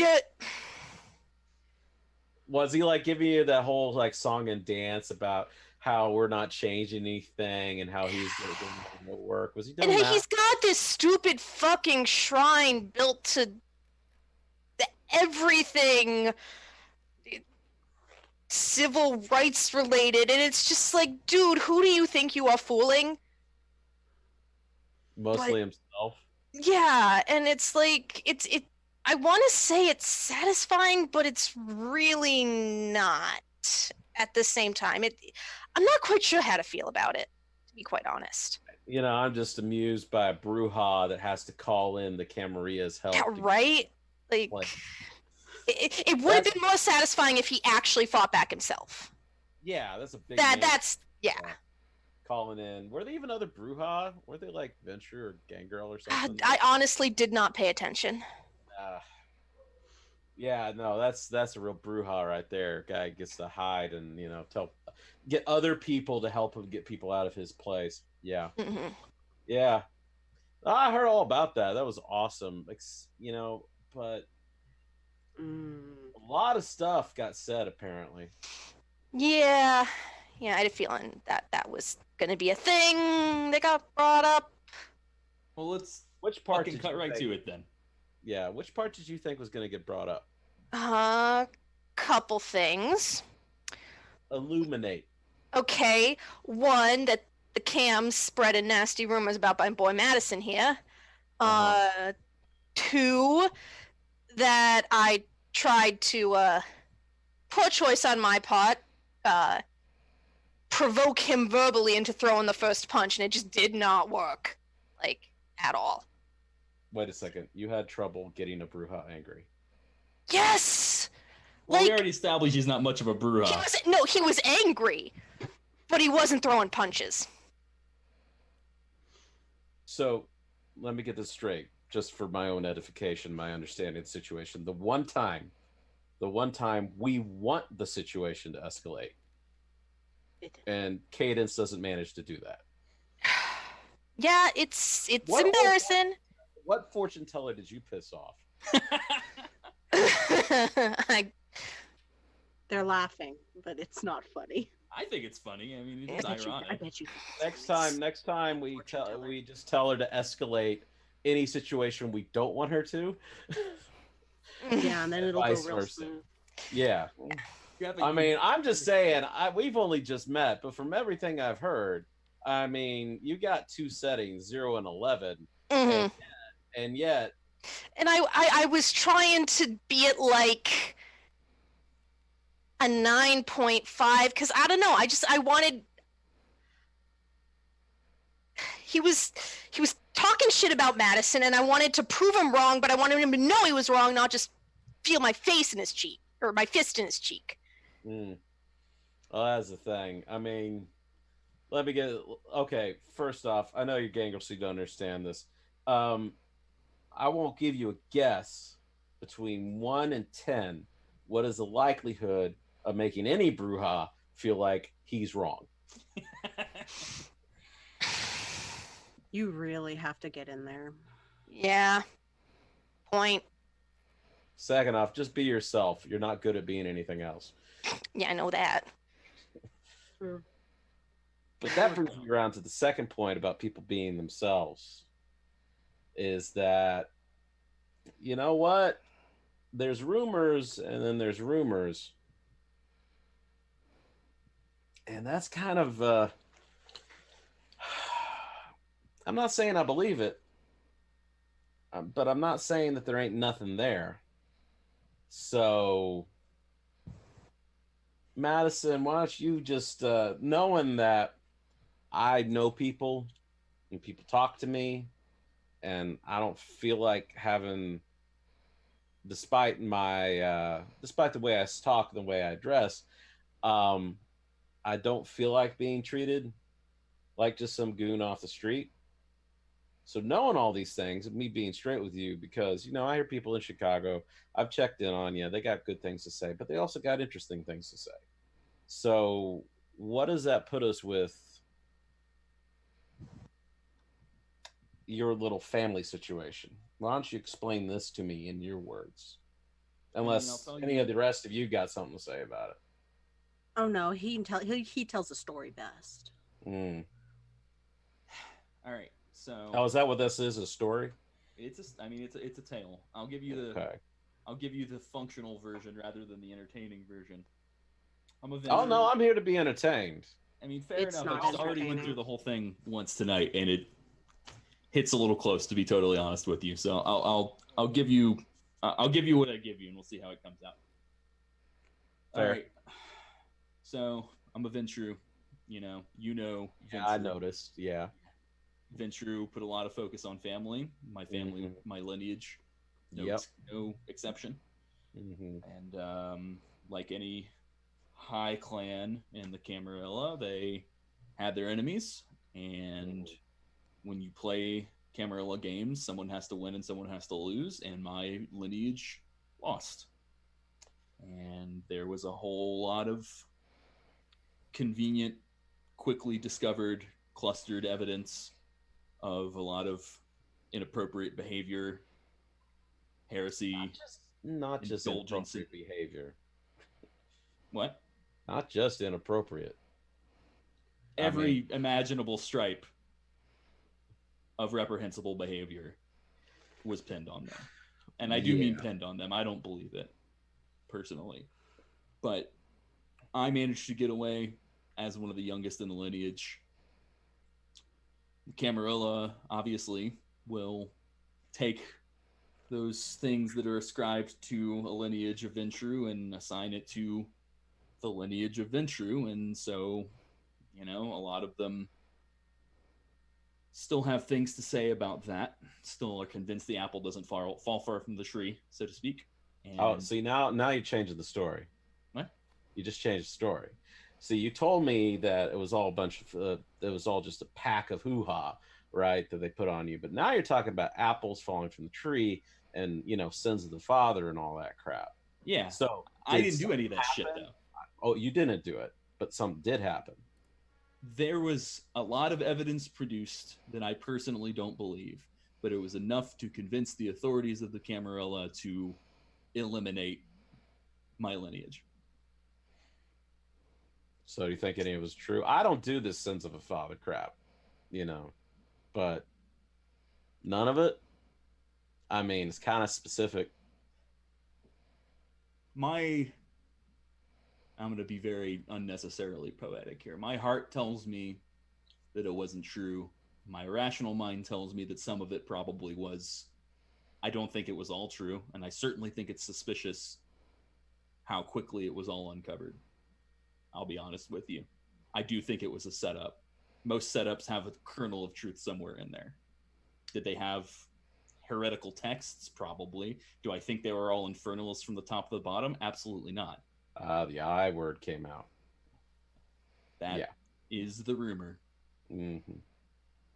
But I assure you that is... See, Madison, this is what concerns me about this kind of stuff. Whenever I start talking to you, you start out with, it's all lies, it was a whole bunch of crap, and then it keeps going, and I let you talk, and then it becomes apple falls from the tree. It becomes it wasn't all of us.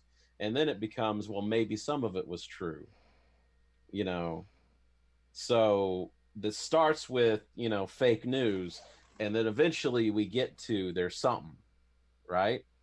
But you don't lead with that. And that makes me feel like that if I let you talk more, there will be more and more and more. So this is a problem with us working together a little bit, And I know, You got spin in your soul. You're a Ventrue, but still, man. Did you see what you just did there? It's not a very pleasant topic for me to revisit. No, it's not. But this is kind of important because I sign up with somebody who's like, you know, in league with demon worshippers. I got shit crawling over me like you wouldn't believe. And you're asking me for a lot. I am not any of those things. Okay. But and when I do not asked believe that my lineage was one that engaged in those things but as a lineage. As a lineage, but I didn't know there's everyone. a crazy uncle. Yeah. Is there a crazy uncle somewhere Possibly. that did? Possibly. I don't like to make declarative statements that I cannot provide evidence for. So I'm reluctant to say I'm 100% positive that every member of my lineage from top to bottom and on every branch was completely innocent of the crimes that the lineage was convicted of. That would be a lie as much as anything else. But I care too much about the truth, and frankly, you wouldn't buy that either. You would be just as upset if I tried to fucking sell you that line. Right. What you should have sold me is the line that was in your heart, which is it's probably somebody was screwing around with things they shouldn't have, and they used that to freaking spear the entire lot of you. That's pretty likely. Okay. That's all you got to say. Believe me, I'm a Brujah. I'm really used to people taking one guy's screw up and turning it into a big deal for not just my lineage or whatever, but for my whole goddamn clan. What do you think they say shit about Carthage for now? Yeah, I'm very familiar with that. Oh, you're familiar with Carthage? I'm a student of that era of history. But do you know the other history? I'm well versed in what I consider to be the accurate histories of Carthage, and they're not the ones that make you look like the bad guy. But you know what? In my talking to old dogs and stuff like that, I'm willing to admit that maybe it was something. I mean, you open up the gates, who knows who's going to walk through? It's the nature of our existence that few things are black or white. Yeah. So that's what I'm saying about us. You got all these plans. You're making asks of me about us, like, you know, really solidifying together in line with us, right? But you need to be a little bit more straight. I'm not saying you lie, but you start off every single time I talk to you. I've talked to you twice now. Every single time I've talked to you twice now, you start this far from the truth and you kind of wander through it, and I just kind of have to let you keep going until I feel like I know what actually went on. Because I don't think you want to lie, but your first instinct is to spin. I think that's a fair critique. Yeah. And hey, if you're talking in the freaking like rally or something like that, or you go into a rant and you're gonna do that, that's fine with me. Because that's talking to the you know, the masses, you know. But when you're talking to me and I need to know what's what, and I maybe don't have time to let you talk for 10 minutes so that I can actually whittle what the truth is, and we're supposed to trust each other, you need to figure that shit out really quick. And you need to be straight with me, because I'll find out. And do you want me to find out from you, or do you want me to find out from somebody else? Because guess how happy I'm going to be with that. Yeah. So you want to, you know, we started out on rocky ground when all this started. And that's fine. But now we're talking like this might be something, because you've fulfilled, you know, your obligations, you proved something, and that's great. But now we're at the point in which we're talking about being allies, and now when I come to you and I ask you a question, you're coming back at me and you're talking to me like you're selling me something. And I'm not buying. That's not why I'm here to talk to you. All right.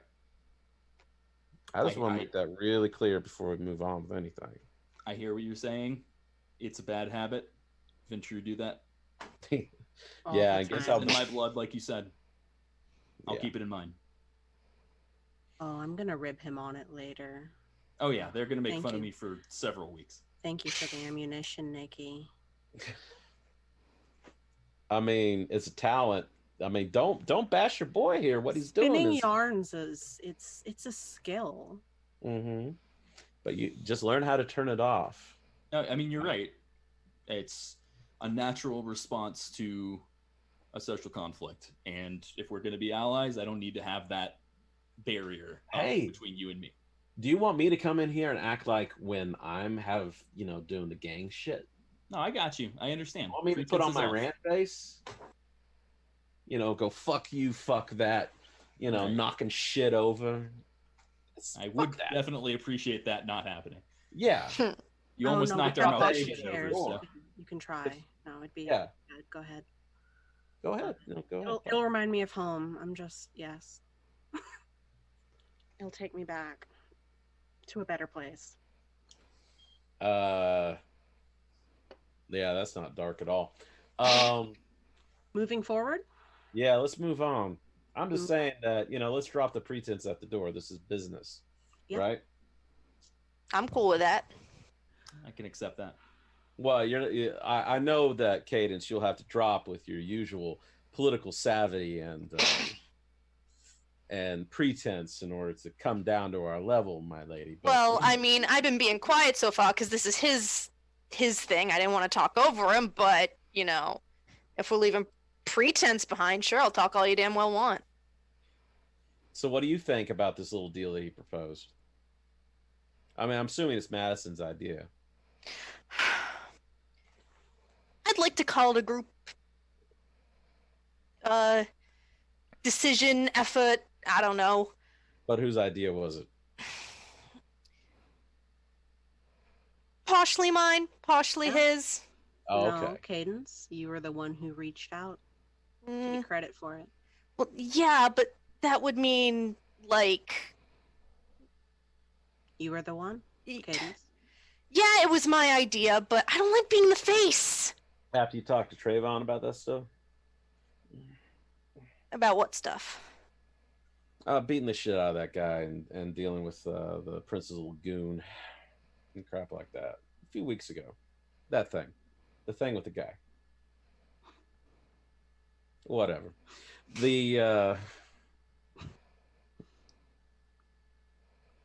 But I'm glad she got the sheriff, but we got some work to do before we can get the legs out from under him.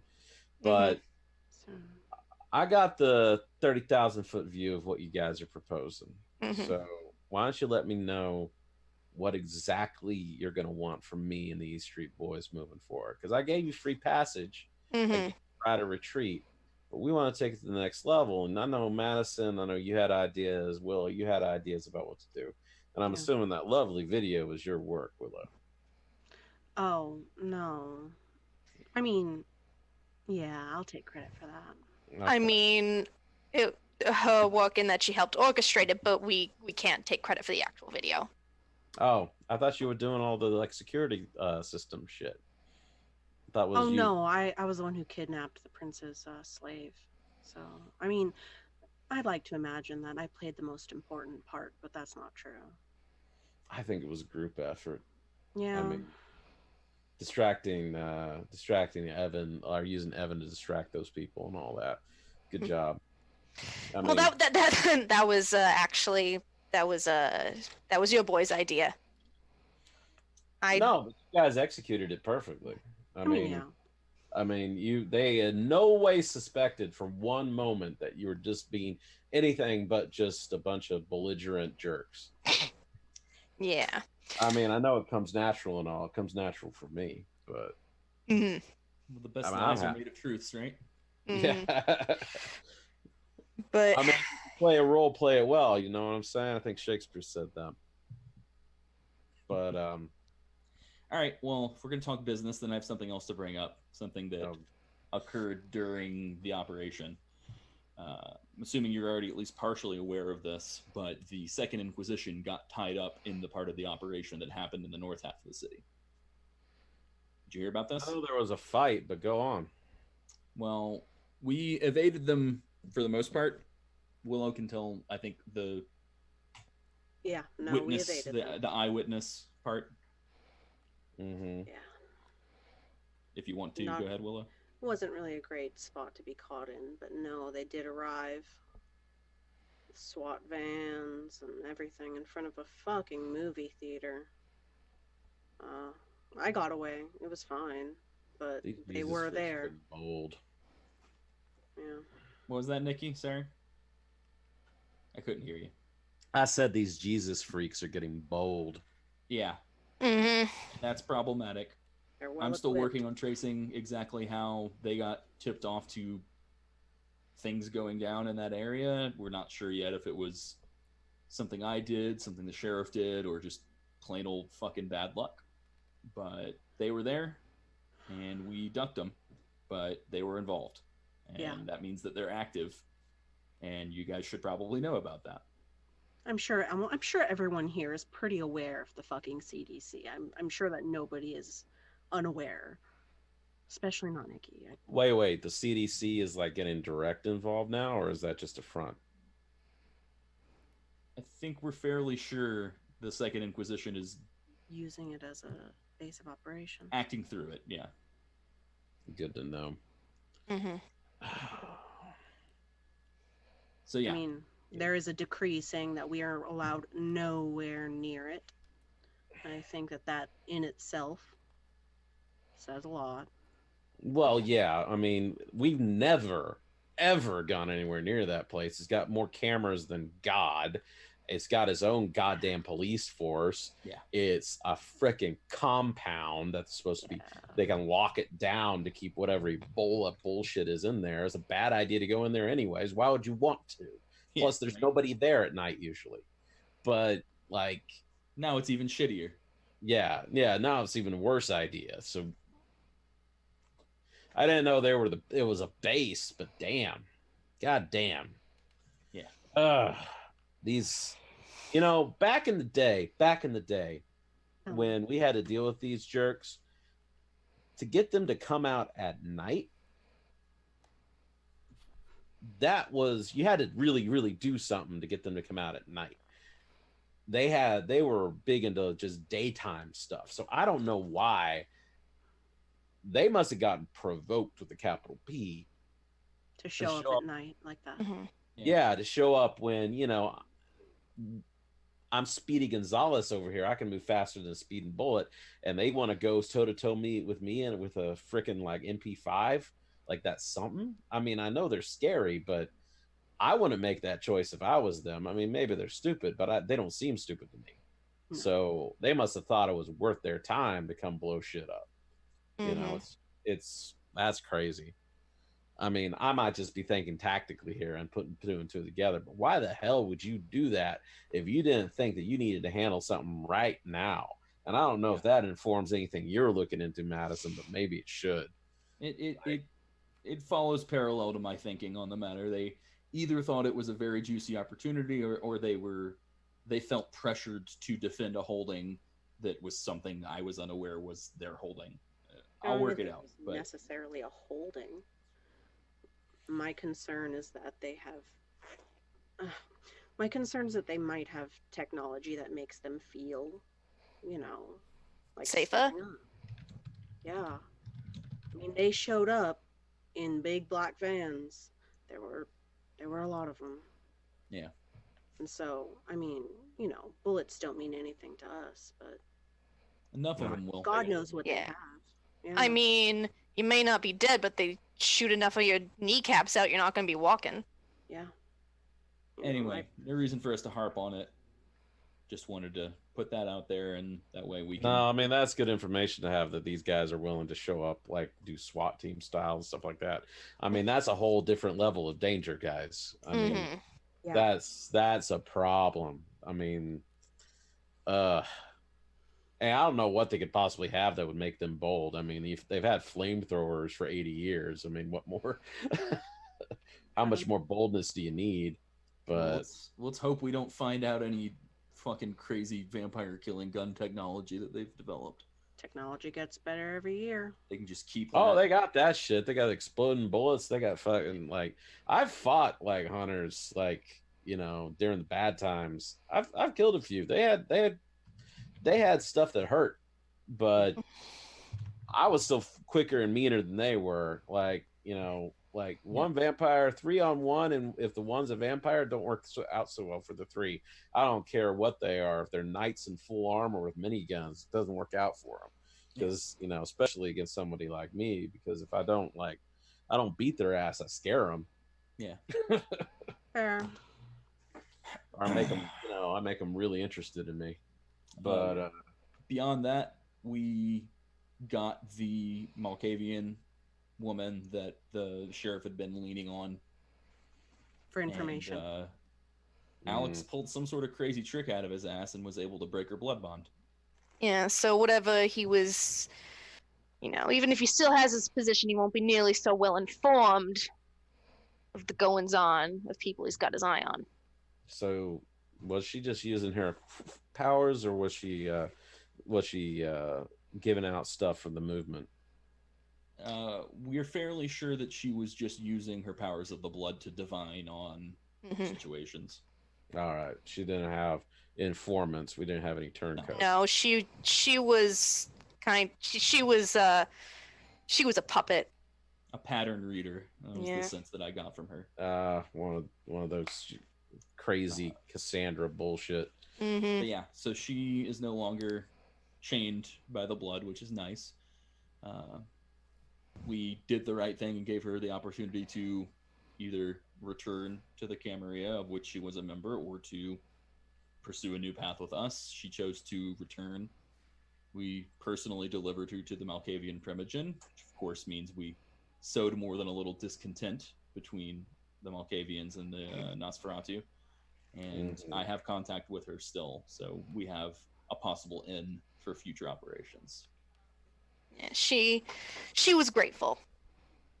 And the Primogen was fucking furious. Well, yeah, Malkavians don't like being treated like, pawns, right? Especially because Hancock had apparently completely concealed that this woman had been brought to Atlanta whatsoever. She'd never even been introduced to her own Primogen, so that's especially... That's what the censure was about. Yeah, that's what got him censured. Yeah. So, yeah, he was doing some elf for him. Bullshit. Yeah. Yeah, that is a special kind of bullshit, even if it's an elder he's doing that to. Jesus Christ. Acting like, damn. All right. Yep. Alex, go ahead. I was going to say that covers the info that I have from the operation, unless Cadence, Willow, you can think of something I missed? No. No, not really. All right. Well, there we go. I got a question about Alex. I've been hearing some stuff. Yeah. Well, share. Talk to me. Yeah. Just straight up. What was Alex doing here all these years, and who was he working for? Because he's not been part of the movement for as long as he says he's been here. And I've heard stories.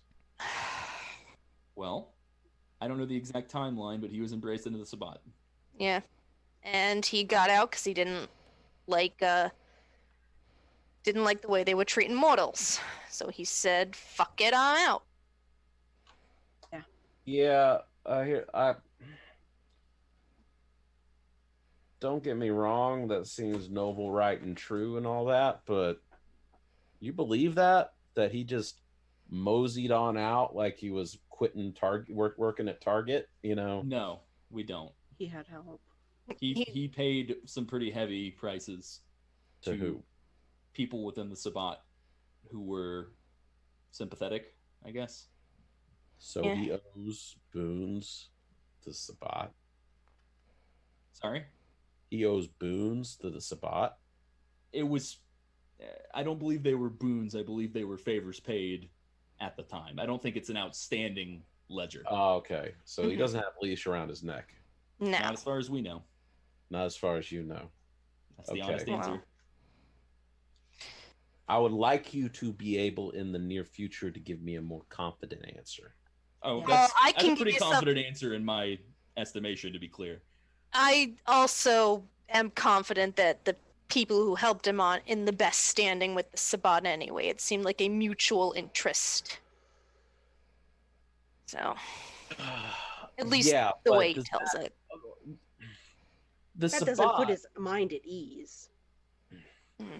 Have you Here's ever what it comes dealt down with to? this? Do you not trust him? I've been in the sect war. I don't trust anybody. He's a goddamn vampire. Here's what gets me, all right? Is that, have you ever been in a siege? When the Sabbat come knocking? I have We're not. a little young. Okay. Most people think of siege and they think of the crazy, like people jumping through windows, hunger frenzying, freshly based crazy shovelheads, busting down doors, all that. Here's what you don't especially most anarchs don't understand, all right? That is maybe the last 10-20% of the siege. That other 80%, the reason they know what to do, the reason they know how to hit, the reason they know everybody's names and stuff like that is, infiltration. Sometimes it's real slick. Sometimes they kill somebody, move to another city, take his identity, they do all this risky stuff, and I've seen it happen. It's bad. But other times, if they think they can get away with it, they'll just say, hey, I didn't like being a Sabbat and I went away. Come and take me in. Tell me your plans. Let me know where you sleep. And they'll do that for years. They work on a long timeline, just like everybody else. So when you say, oh, he paid favors, he got out of the Sabbat and all that, I'm like, really? Well, that seems like a really easy story to tell. So I'm not saying he's lying. I'm not saying he's lying. But what I am saying is maybe you need to check on your boy. I mean, I'd be trust lying but if I said verify, I right? wasn't suspicious of him in general, but we're keeping an eye on him. Nicky, we haven't been in a siege. Most of us are very young. The reason we need you is because of your experience. I know, and that's why I'm telling you, and that's why I'm asking questions. Yeah, no, makes sense. It's good advice. I'll keep it in mind. Because as much as I like you guys, I'm liking you enough to ask these questions. That's the other thing I want you to understand. I like you enough to ask these questions. Right. If I was like us enough to give a shit. I like us enough not to just tell you to go, piss up a tree because of the red flags I'm seeing. Right? But I'm not just being a jerk. I'm not just being a stick in the mud.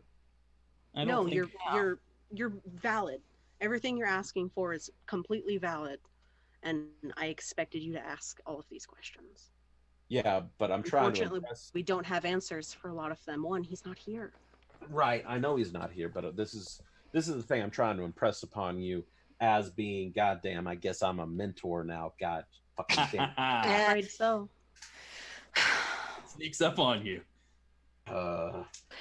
Okay, here's what you have to understand about all of this is that the reason why I don't truck with the goddamn I word and demon shit is turns out you work for 5-10 years with a guy, and it turns out that he decided that he wanted more, he wanted to power more than he wanted his goddamn soul, and he crack open his back room and it's full of shit you're never, ever gonna scrub out of your skull, right? I'm talking bad with a capital B. So once you get a hint of that stuff, you take it seriously. And with the Sabbat, you don't understand how much these guys lie, right? This is some Scientology meets like ISIS bullshit. And they will spend a long goddamn time figuring out how to do things. They'll, screw with each other's brains, construct entire crap, and wait for just like Manchurian candidate stuff. Now, I'm not saying that there aren't people that get away, because there are, but I would like a confident answer, right? I am 100% confident that he is legit. Why? why? Because you feels? No. Okay. I think that. All right. So down here on we got ostensibly it's our job to police this border. Mm-hmm. We encountered someone from south of the border the other evening who was not. They had leanings that would put them at the top of the Sabbat's hit list if the Sabbat knew. And they were open about that. You're dancing around something. What were they that make you so confident? I don't know if there is a specific word for it, but they seem to favor Lilith over Cain. And they were open with Alex about this. So if that does sound like that pissed them off, yeah. If that is something that is that bad and this person was willing to be upfront about it with Alex when they're in a position where if they, if it gets out, it's no good. Just that the fact that that information was shared makes me confident that he is not going along with anything in their leadership. One Nicky, hell of a deep fake otherwise. I'd like to interject real quick here. Nicky, you're not the best in terms of occult knowledge and lore, but I just made a roll for you, and that roll says that, yeah, you have like kindred grade school understanding of what Cain and Lilith mean. So right. That, and I know that the Sabbat go praise Cain. Like, you do know that. You've heard them say that. Yeah. As a sect war veteran, I know they kind of like that shit. Mm-hmm. Yeah. All right. So I mean, that's a good argument. See, that's something, right? Because if he was hard and true, you'd probably see him trying to like stop himself from doing something. Yeah, and the reason I dance around the issue is just because I'm not as, I guess, confident, I suppose, in what is right to be shared on the account of this person that we talked to. If that makes sense. Nicky just got finished talking about how much he loves people being straightforward. You should probably just be straightforward. Yeah, no, that's fine. The more I hear you talk, Willow, the more I feel like you should talk more. I'm so flattered. God, I miss Brujah. Hey, I'm one up. I'm sure there's more than enough eligible Brujah bachelors in the movement. No. Can you imagine having to go behind Salvador Garcia? They wouldn't be able to. But yeah. I thought, are you guys still a thing? It's complicated. God damn, how do we figure this shit out without Facebook? All right. I mean, to be honest, do you think Salvador is a one girl sort of guy? Oh no. Okay. Of course not. But I got my heart broken, 75 years ago, and I'm still recovering, so I'm good. Yeah. Fair.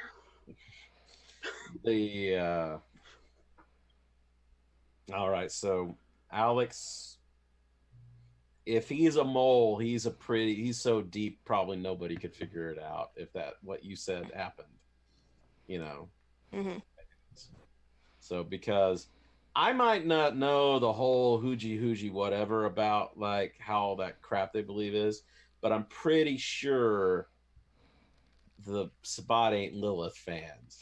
Yeah, I got that impression too. It's all kind of new to me, but I got that impression.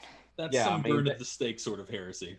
Yeah, like they're the guys who buy the like $20,000 game worn Cain jerseys with the signature on them. They're that level fans, Mm-hmm. So they got the season tickets, and they've gone down through 3 generations into whatever the equivalent of Yankees Stadium is for Cain. But so if they're doing that, I'm pretty sure he's not a leak, right? At least he doesn't know he is. But you know what? Once you assume everybody can be mind controlled and stuff like that, you're just gonna and bloodbound and all that crap. You're just gonna turn into like I don't know, a Ventrue Prince or some shit and just see daggers in every shadow. So we're just gonna not go down that, you know. But if you know that we don't know, it's gonna go on forever. Everyone's got that baseline percent chance that they're just a full on fucking sleeper agent. Like that's just reality. Yeah, I mean, so maybe Alex is a pod person, but you know, we'll go with he's not blatantly a pod person, right? Yes, you asked for a confident answer. I gave you one. Dude. No, I mean that's something. That's not just. He seems. I like the cut of his jib, which is sometimes in this goddamn movement. Sometimes that's all they got. It's just like, well, you seem nice to me. Really? Yeah, he's cool. Would you let him date your sister? I mean, no. Fair. I wouldn't let Alex date my sister either. I mean, if I had a sister, I would. You know what? We're not going down that road. What Cadence said. I mean, the guy's a musician. You never let that happen. Mm-hmm. I mean, but that's completely separate. But, anyways, like, so there's only one other thing that I'm dealing with. This is a problem.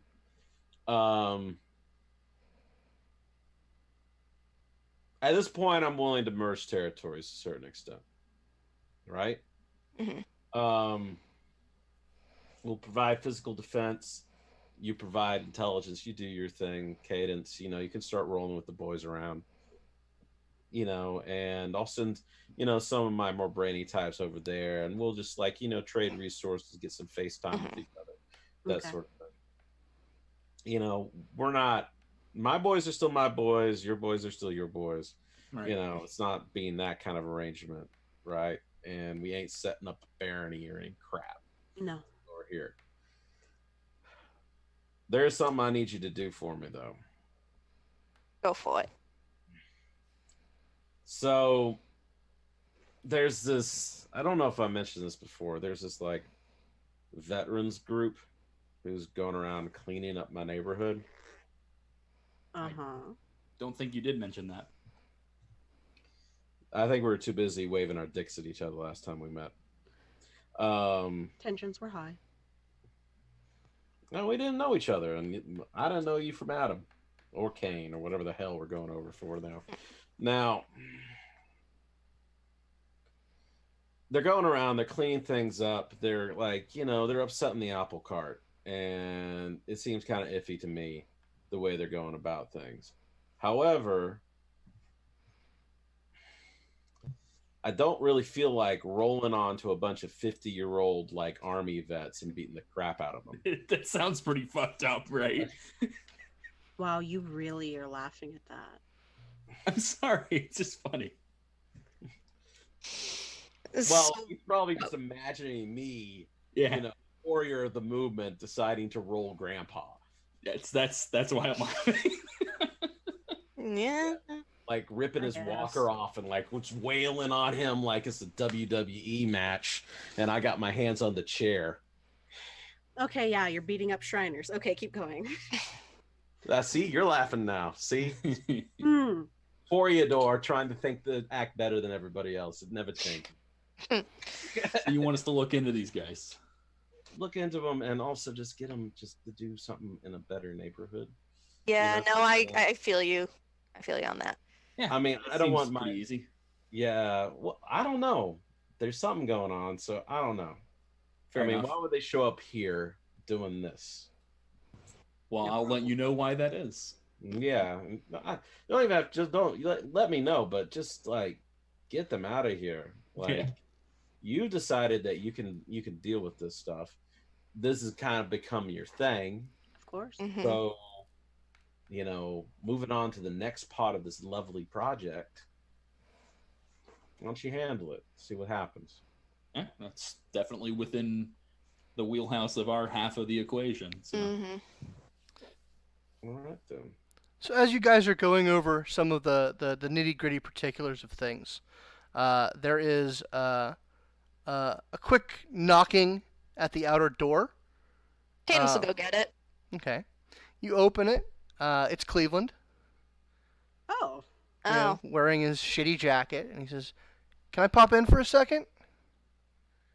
Sorry, we don't want any Girl Scout cookies, but yeah, sure. I mean, I have some. Not that it Why? matters. Is Well, this okay. something urgent, Cleveland? Yeah, it actually is. All right. Come on in. He's like, I'm not lying. I do have some Girl Scout cookie weed. Oh my God, Cleveland, put it on the couch. Okay, cool. Hit me up. Anyway, so actually, this is fortuitous. Madison, Nicky, I need to talk to you two. Actually, I need to take you two to the boss. What? Why? Because he wants to see you. Oh fuck. Yeah, girls, there's a party going on at the club too. I guess if you guys wanna, there's some celebration going on. I think we kind of know what that's about. But the boss wants to talk to two reputable gang leaders who apparently were involved in this situation. Oh, he's victory lapping over the goddamn. I see. All right, Good Madison, of be him. sure to say good things about me. Let's go get our flower crowns, Nicky. I don't know. Maybe are we getting flower crowns or are we getting chewed out for taking things a step too far? I'll let him fucking chew me out. He'll regret that. I mean, he is the one in charge, for better or worse. He's like, we got to get going, guys. Nighttime's burning. Fine. Nighttime's burning. Go on. All right. So about a block away, Cleveland has just a shitty van. Like, you can tell it used to have a wizard on the side, but that paint job is long gone. He says, "Guys, hop in." All right, whatever you say, Atreyu. Fuck yeah, man! I love that fucking movie. And he starts peeling out. He starts driving, at a less than reasonable speed. He's like, I don't like being the whip on the back, but he wants to get this taken care of tonight. Do you know anything about what the fuck he wants? I don't know, man. Word got around about what happened last night, and word got around that the two of you were headlining it, and he really wants to talk to you about it. Who said that? And there's a fucking party. It can't be that bad, right? We're throwing a fucking party over it. And he's like, hold on. He starts screaming out the window at a guy who kind of got close to his car. I lean over to you and say, "Yeah, you're a student of history and Roman history. It's not like anyone ever used a party as a cover for a massacre." Yeah, no. When Cleveland leans out of the window to road rage at other people, I want to kick the back of his seat. He's like, what? What? Keep your eyes on the road. Okay, fine. So you head up north of the city, Chambly, to the Baron's Club. Anarchs don't use the term Elysium, but that's what it is. Neutral ground. Mm-hmm. And Nicky, this is a place that you've been plenty of times. It's called Dead Channel. And the way I've described it before is it looks as close to the first chapter of Neuromancer as a place could. Mm. So it is very cyberpunk. You might be familiar with that aesthetic. I don't know. Maybe. Anyway. Everything's lit in blue and purple and neon. Oh yeah, blue, purple, and neon. It's all over the place. Yeah. But yeah, I mean the place is pretty kicking. It's a Friday night, but you guys all recognize more faces than you don't. So this seems to be Anarch Party Central for this night. Sounds good. Yeah, the mortals that are there are not actively engaging in any parties. They're sitting in booths and sort of in their place, as it were. But Cleveland, he cuts through the line with the four of you behind him. He's obviously on business. He kind of stops at one of the elevators and says, "Ladies, he just wants to talk to them too. No, it's fine. Like, I don't want to be there for it. Madison, put in a good word for me. Say I did a good job. Unless you're in trouble, don't say anything about me. Okay? You got it. Cool. Can Alright, I really I'm gonna not save you. come up? Yeah, you can come up. Go up. I look at Cleveland in that say no to me face. All right. I mean, I'm not going to stop her from coming up. Good, because fucking hate parties. Ugh. I want to talk to you, Cleveland, while they're busy. Oh, okay, cool, yeah. Uh-oh. So, Willow, as they go into the elevator, press the special combination of buttons that gets you to the actual lower floor. This place is the who's who of anarchs in Atlanta. And, some of them are giving you looks. Like, they have an idea that you are involved in the reason they're all here tonight. No one approaches you just yet, but you get this idea that you could probably play this crowd however you want. The three of you. The elevator descends past, any marked level. And in contrast to the aesthetic above, the lower level is pretty utilitarian. It's very businesslike. It's like an office that you would find in an office park. There's a couple of work tables, like a cubicle, a couple side offices. As we're coming down, I lean over to Madison like, "Welcome to the volcano lair." Yeah, but there's no lava. It'd be cooler if there was lava. You know the song Skull Crusher Mountain? Yeah. But there's not a lot of people down here. There's maybe two people working.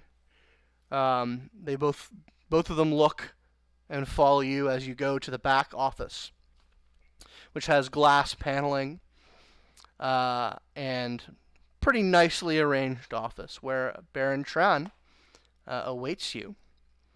Baron Tran is a Vietnamese man, middle-aged, shaved head, thin goatee.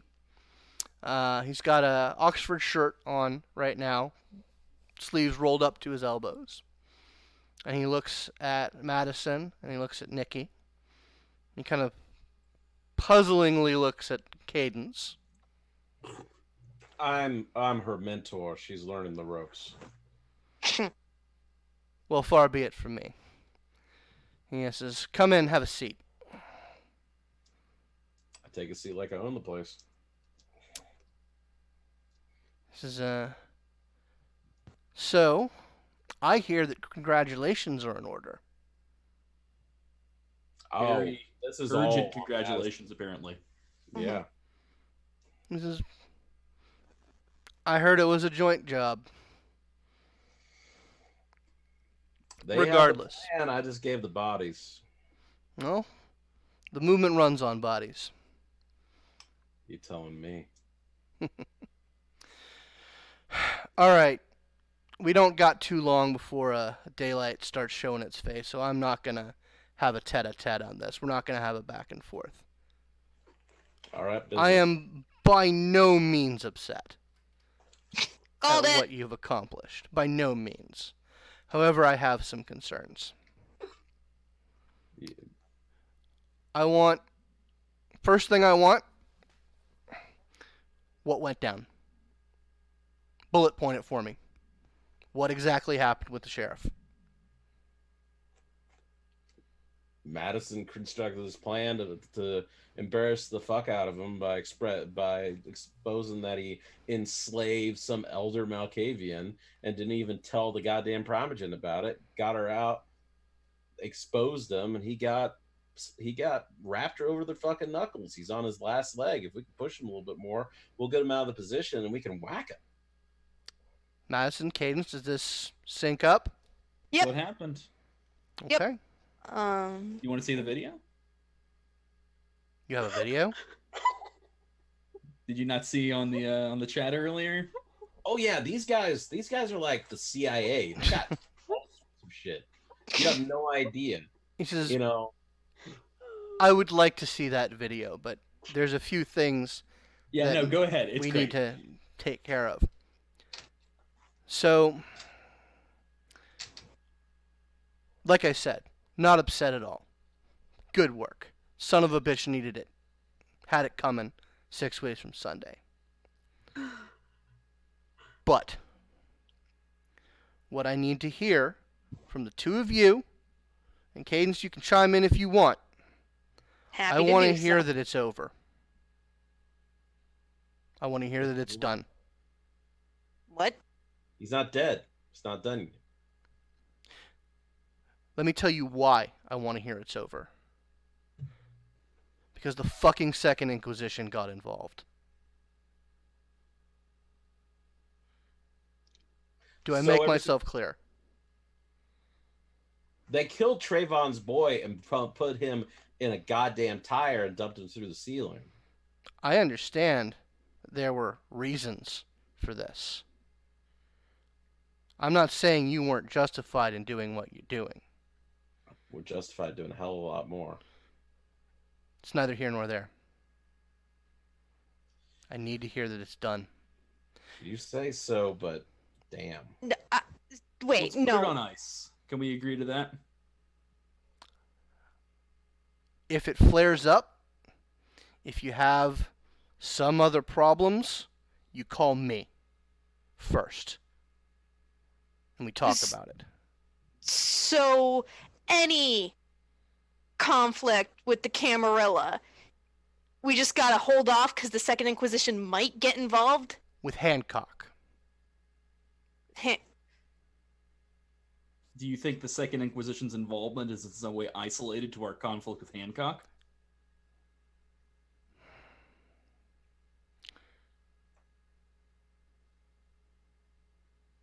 They are watching. And when a pot starts to boil over, they watch the pot.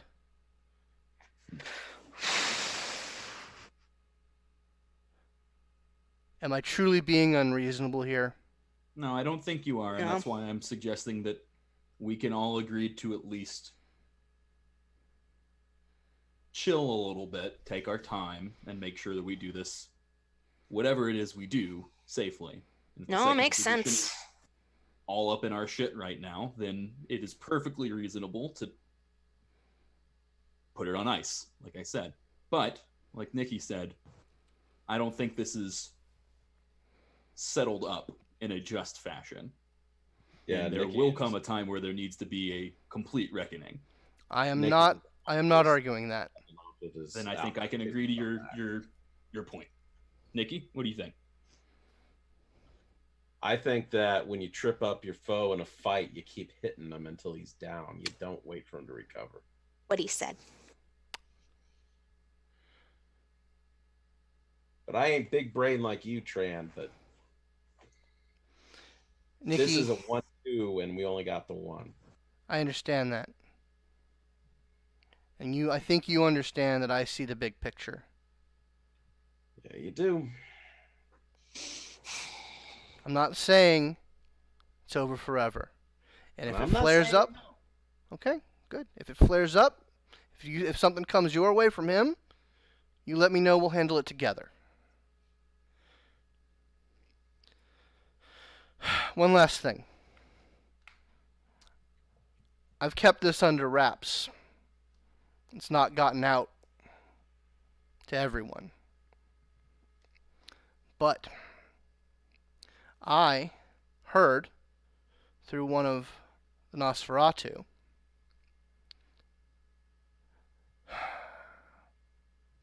kind of looks over at Cadence. Yeah. No, it's not you. One of my contacts in that clan says that Hancock has been bragging about fucking Willow. Yikes. Now, I'm willing to bet that he's full of shit. That's on that. Madison's totally laughing, by the way. That son of a bitch. That's so funny. All right, well, Might that be. was not the reaction I was looking for. I can brag about fucking Britney Spears. It doesn't mean it fucking happened. Right? I mean, Okay. it did. An entirely different matter. So are you Now, telling me that that is baseless? I mean, baseless is a strong word, but I really, really doubt that he's in her league. We can't keep tabs on Willow all of the time. Let's be real, but come on. She's got They have better some- taste than that. All right, I'll give you the real answer. They've got some intersecting interests, influences. Apparently, they intersected rather strongly. Oh God, you fucking killing me, Nicky. Oh shit. On that, we're going to pause, head back up to the club. Fucking Willow. So, like I said, Willow, you can play this room however you like. How are you playing it? In regards to people just like keeping their eye on me and everything. Mm-hmm. Like, Um, like you get the sensation that people are sort of waiting for you to do something, brag, shut rumors down, do something. Eyes are on you. I probably just continue to regard people because this isn't my scene and I am uncomfortable with everything going on in here. Mm-hmm. Aesthetically, I'm kind of zoning them out. I realize that their eyes on me, but I am regarding them with a cold air of indifference. Okay. But Cleveland is the one I want to talk to because that little remark of his earlier didn't slip past me. Okay.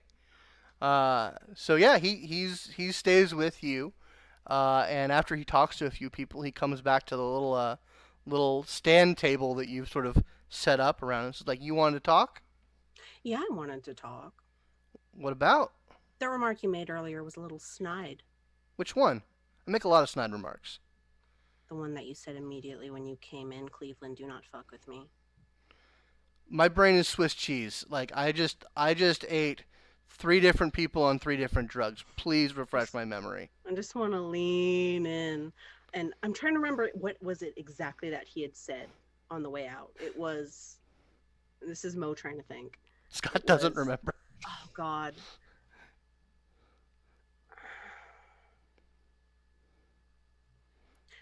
I repeat what he said to me initially because I cannot remember the exact phrasing of it. Well, what was the context of it? The intonation was like, "Oh, well, me too," was sort of the feeling I got when he came into the door, because I was like, "Oh, Cleveland, just shut up and come in here," and he was like, "Oh God, I don't remember what he said," but I got the feeling that it was like, "Oh, well, give me a chance too," was what I got. from it. Okay, all right, I got you. He says, It was too comfortable, like he knows Gotcha. something. okay. He says, like, Willow, I don't know what you're talking. If I said something to tee you off, I wasn't making any intonations. Like, I was just being fucking Kramer. It's my thing. I pop in the door. I say, hey. Oh, Cleveland, you're intolerable. I've been told that, but, it's an unlife. All right, I'll move on for just a moment. Do you have anything else about all the bullshit that went down with Hancock?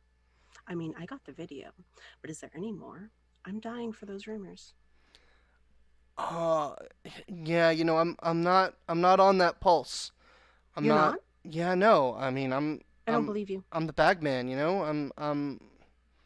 don't know what to tell you. I don't. I'm not into that. Cleveland. What?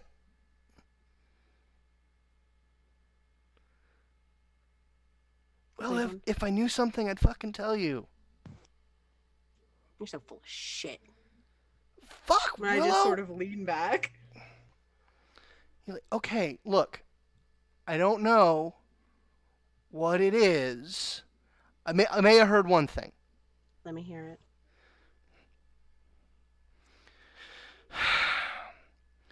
Do you know Tiny? I might.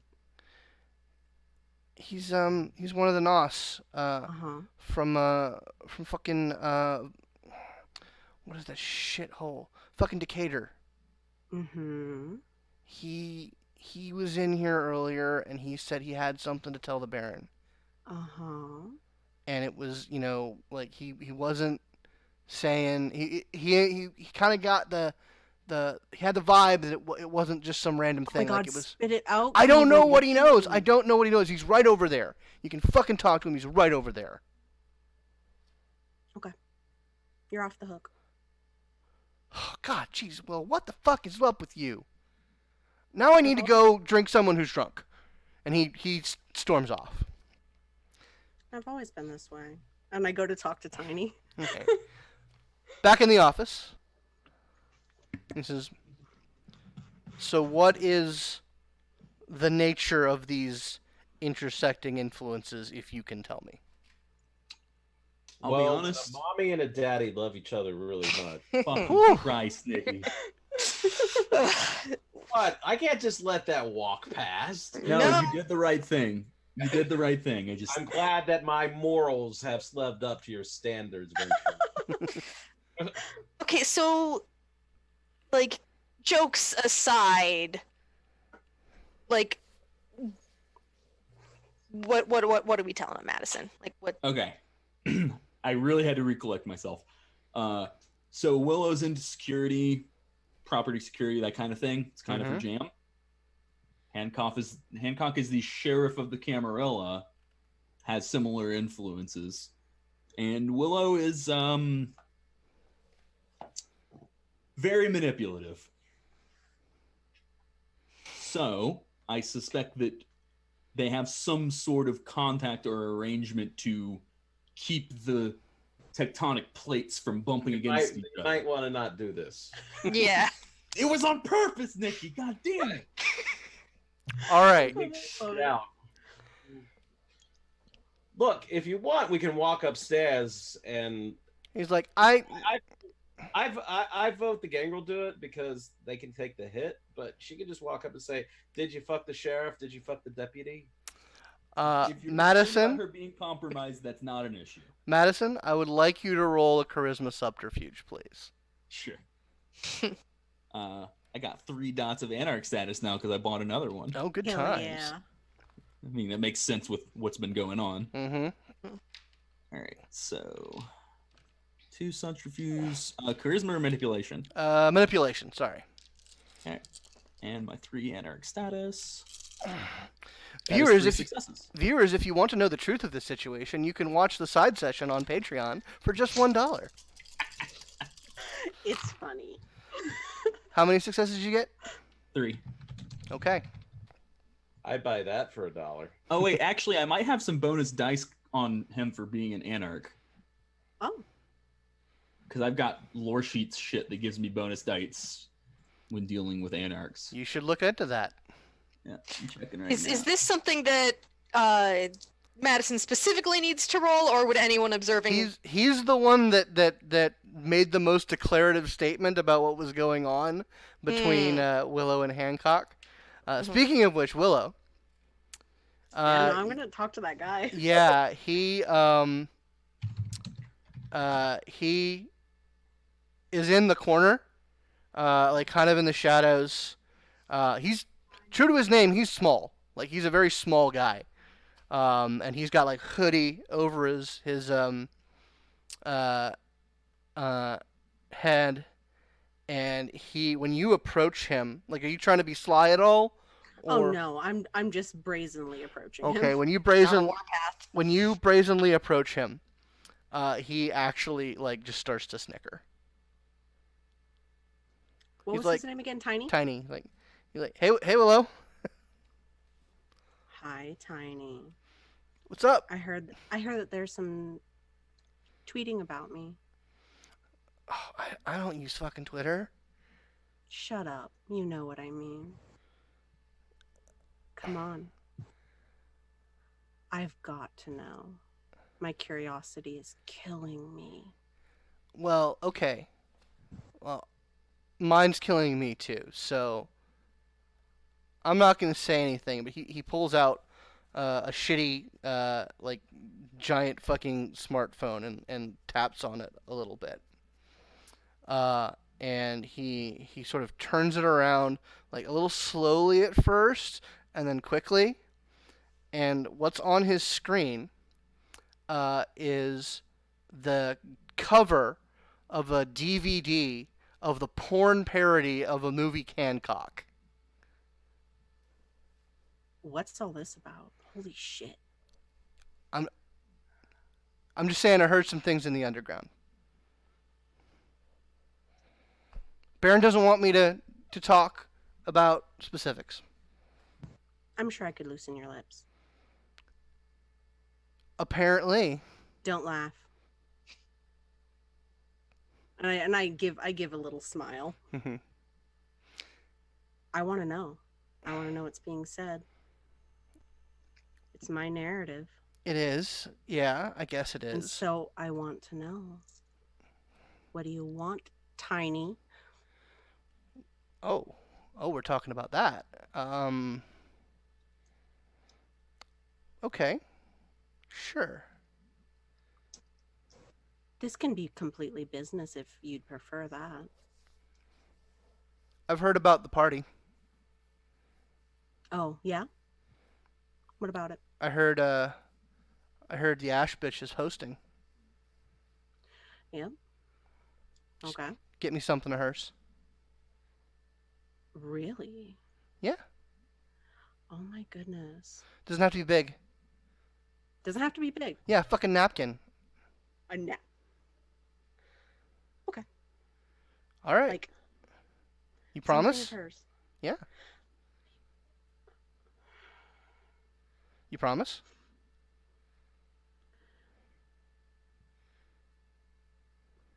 And in return, I get. I'll tell you what I heard.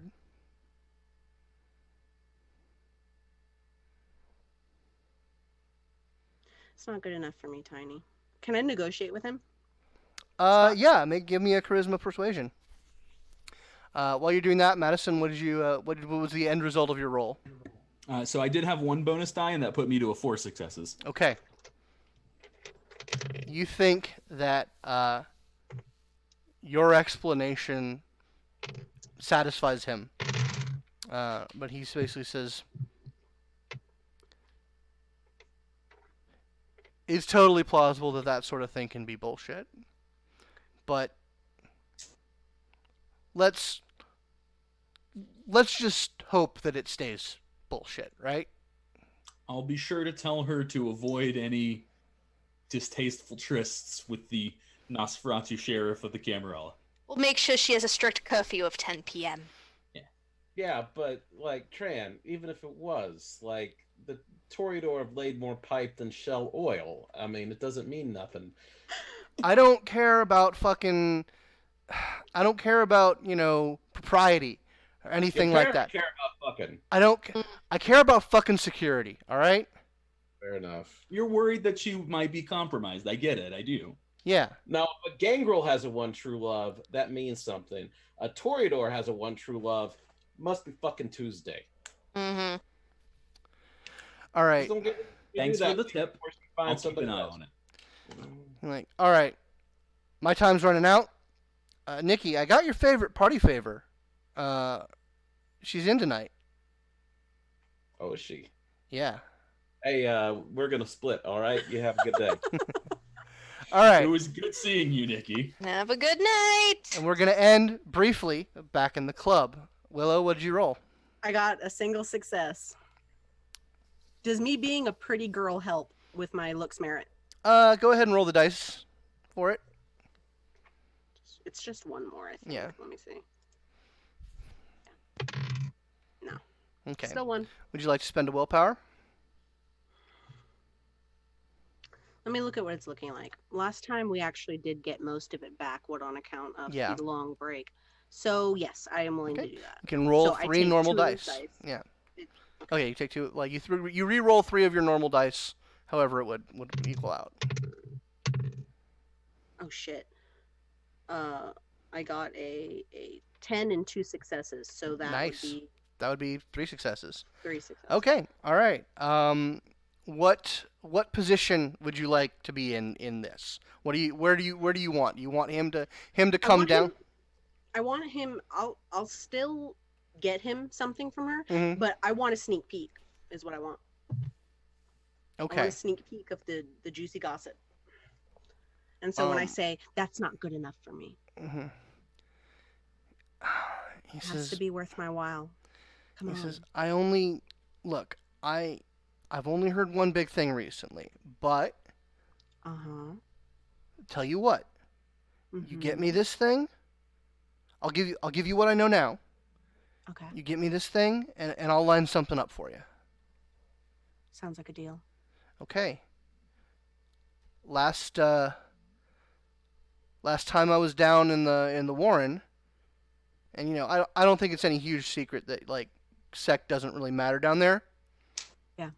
Hancock was down there, and he said he fucked you. And she just starts to laugh. Okay. It's very unlike her to ever do something like that, but just laughter. Okay. And then when it peels down, she's just like, "Oh, he wishes." You're like, all right. And that is where we're going to close off tonight. So first and foremost, I would absolutely like to thank Mr. Matthew Webb for joining us as the rambunctious and delightful Nicky C. That was I loved it. Great energy, real combative. It was fantastic. Matthew, do you have anything that you'd like to talk to the people about? So if you like the kinds of stuff we do and you like me role-playing, I suggest that you hop over to Twitter and follow me on Jackalope LARP, or you follow Jackalope Live Action Studios on Facebook, and you take a look at some of our live action vampire events, both in classic and modern Vampire the Masquerade. And I think you'll have a great time. And we do other events like Cyberpunk 2020, which we just did. Mm-hmm. So look at us and enjoy. Fantastic. Now I'm gonna fish a little bit here because you've been posting some cryptic images with some quotes about some things. What's that about, Matthew? It's a thing. It is. All right, we're not gonna get anything about that, are we? I suggest that you like Jackalope Live Action Studios. Fantastic, will do.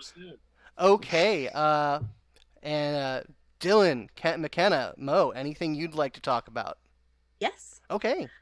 So on my channel, my YouTube channel, Duets with Dice, this Friday we will be starting our 2nd season, and me and Austin will be appearing on Stabbiness's channel to do an interview about Changing the Dreaming. Awesome. And so yes, this week Nice. I have good things coming. Fantastic. We'll definitely put links to all of that. McKenna, anything you want to talk about?